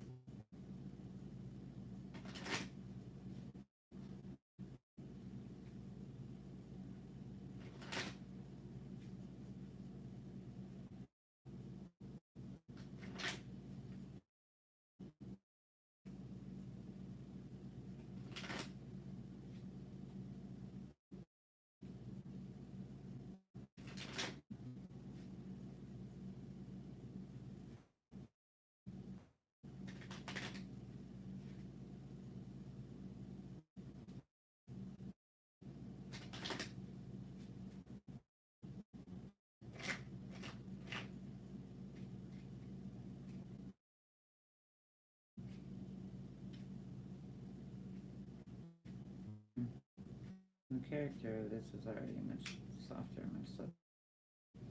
And though Aquarius is a big shift of times, it's a large one, and so it will unfold. Yes, there will be surprises all the while, but even the biggest surprises is not done yet.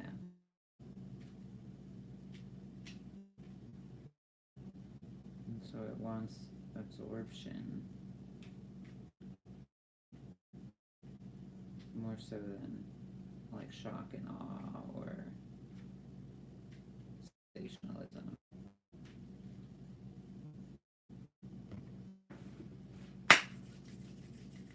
Aquarius, what say you in this time? Let's see. Take a deep breath in.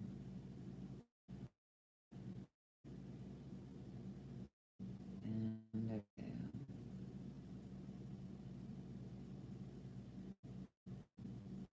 Deep breath in.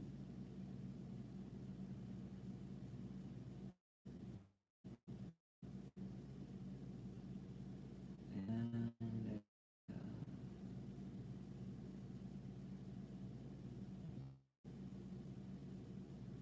Take a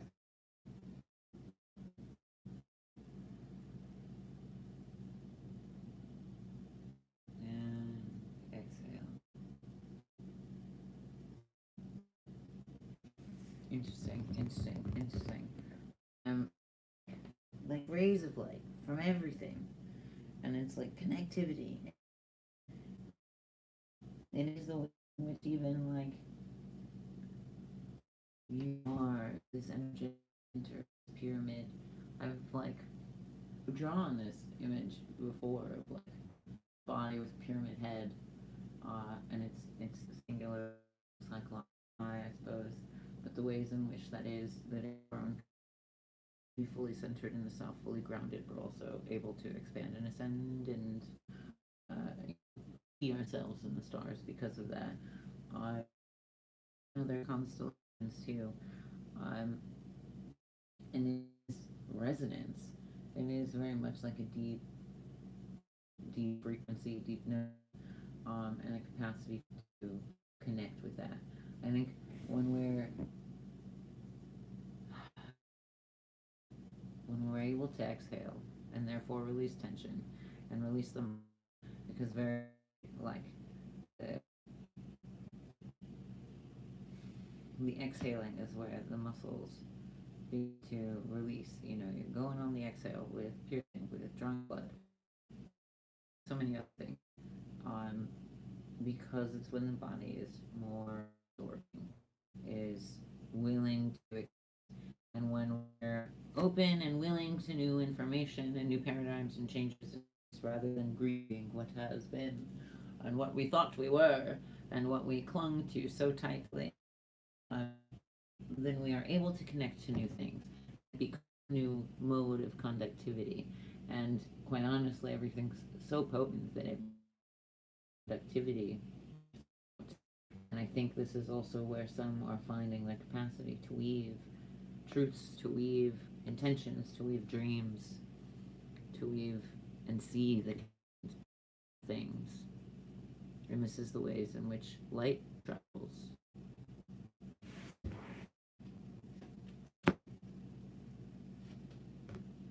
I love this. Love this. Because if that was not clear enough, we've got quite the calling card here.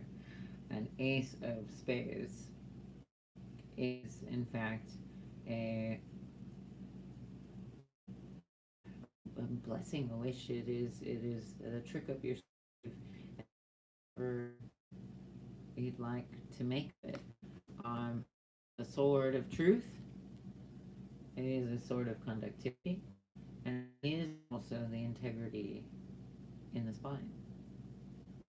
Much of science has also explored and that so much of the power of processes in the body, the pathways of cerebral spinal fluid and its current in the body, even in ancient Greek tradition, this siphoning and churning of breath, of energy, of fluid, is where we get tea, but is also what call a purification of the blood, and what I think many misinterpret their tension of other essences of this. That is not to say it needs to be released mindlessly. That is to say, it can also be a form of suppression if it is just for the reasons of retention. That is not in integrity. That is not a clear path. That is not an upright path. That is not an open central channel, a knowing central channel.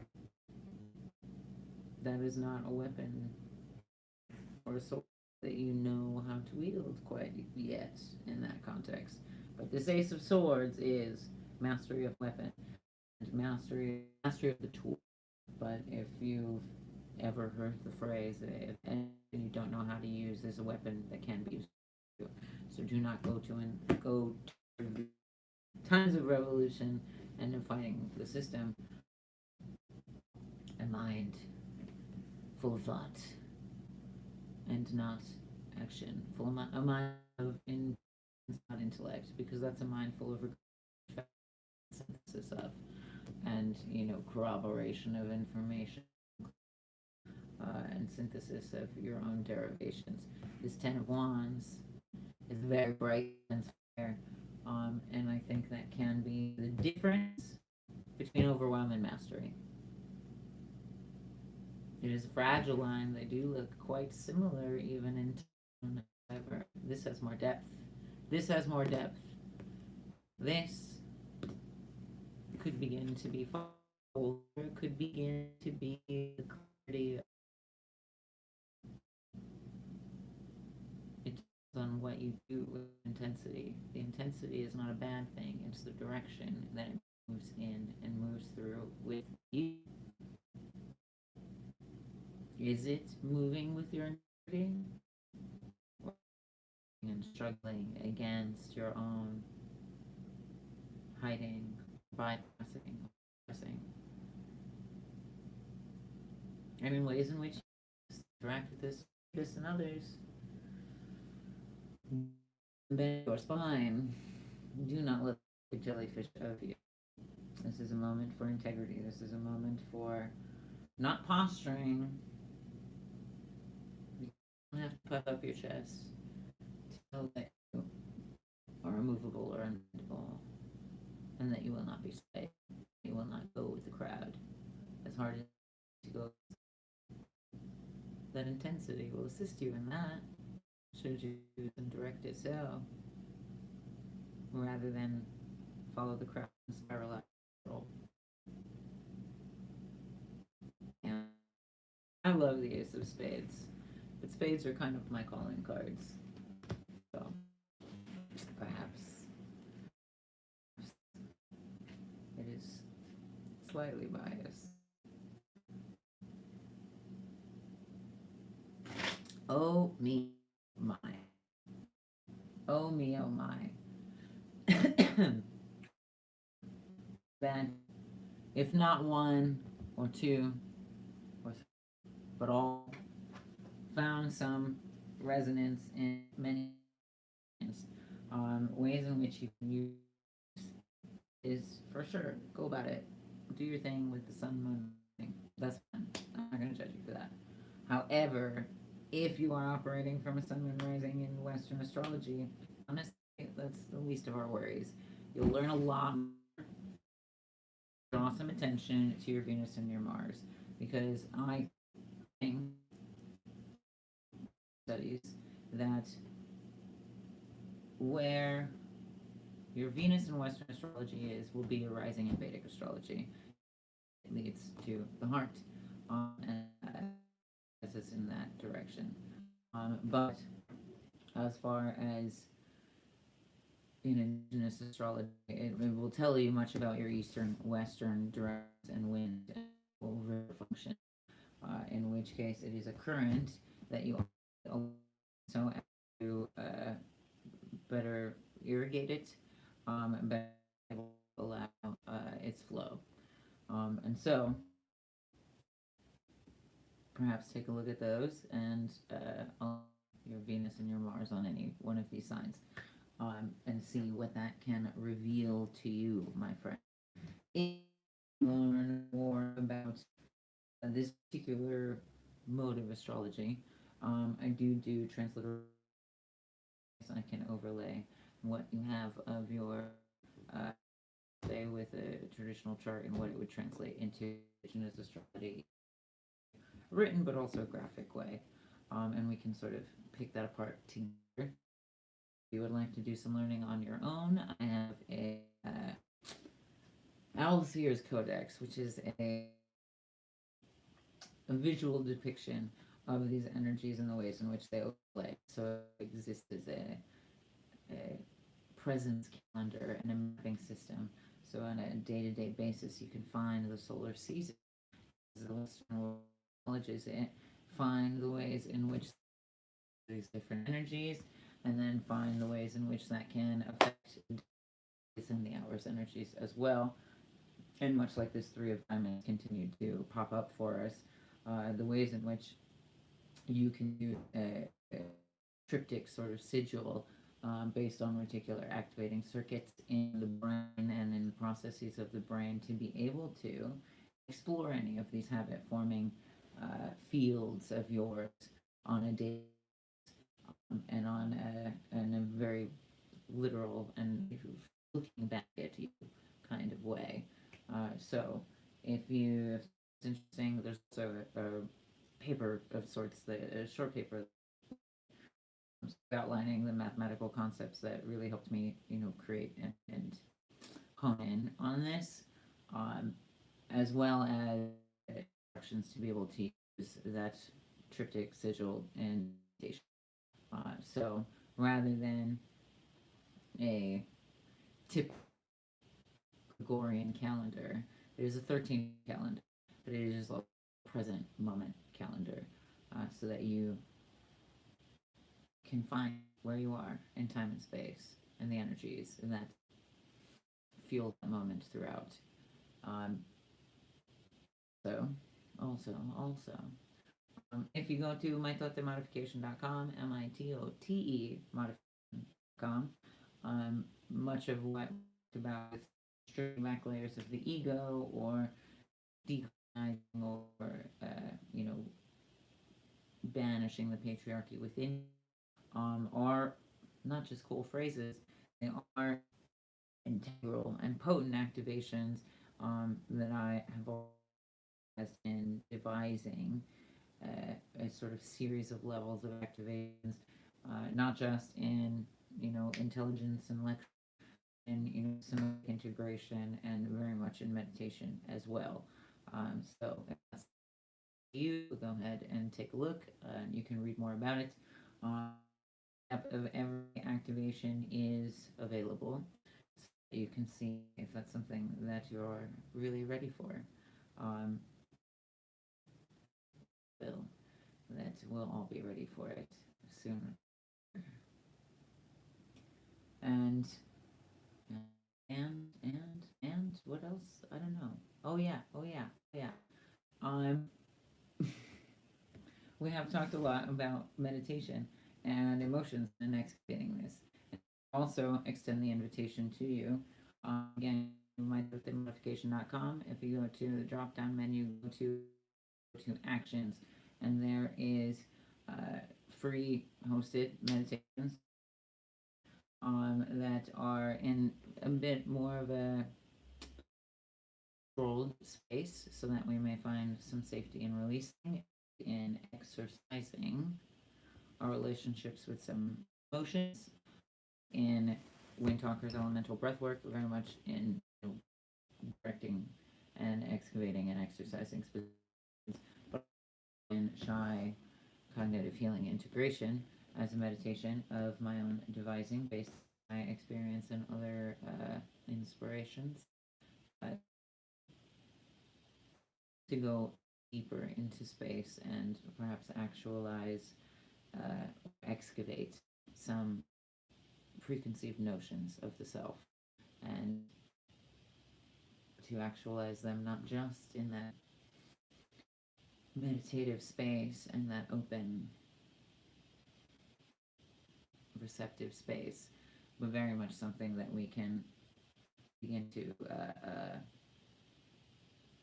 access as a program, so that it can unfold and refract and take form in our waking life as well. Perhaps the mind is already in a trance. All we need to do is come back to clarity. And so, I will leave that. Please indulge, if you would like to, there at the bottom of the homepage, and at the bottom of the homepage of my Tote Modification, you can also reach out to me with a contact form, whether that be just having some words of grace or gratitude.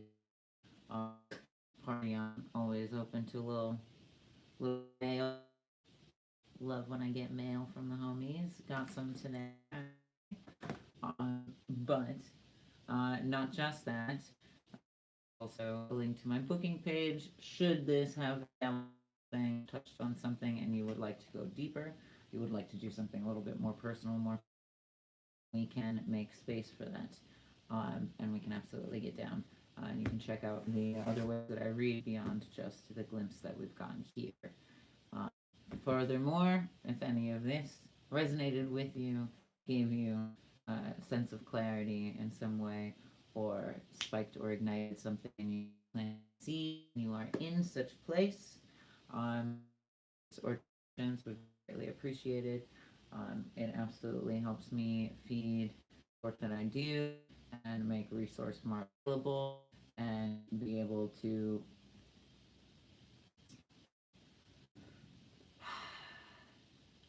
give out information and as much of my energy as I can, but also not just to me. Ways in which we can give back to the earth and feed the earth as well. There is also a link to a short research paper that I wrote detailing microremediation that I have. And we are already 2 steps forward. Thing that you are willing to offer in that endeavor is also very helpful and much appreciated, and will effectively be able to change the qualities of water, the qualities of land, the qualities of a mycelial network and the land, and because of where I am in Chicago, in so many ways, water here, but it is water that is sucked off and sent out to the rest of the world. It is one of the only places in the world that, because of the ways in which they've misused water, tried to help Mother Nature and their own poison well, it is my great will to purify it and to be able to send that to the rest of the world. It does, because it shimmies down the rivers of Mexico and into every ocean there from. And so, may this wisdom also touch you in every corner of the world. Let's figure out some shit and sow seeds for a better world, for not just our children, but the children that will inherit all of this as well. I understand there's a big responsibility, but we can do it together. And with that, my friend, thank you very much to those that have stuck around, and please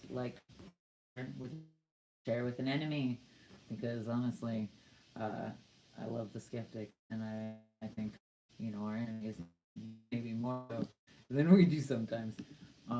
So we're transmute to judge or to keep and withhold and occult in the same ways that Western astrology does. And so I will leave you with those many options, those many doors to open. And I can't make you walk through, but I can surely show you that they exist. From my heart to yours, and so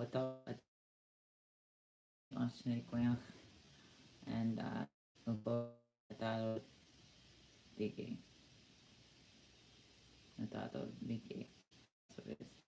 As in many blessings. I appreciate you very much. Many blessings. I will see you soon. I'll see you next time. Tanta, koi.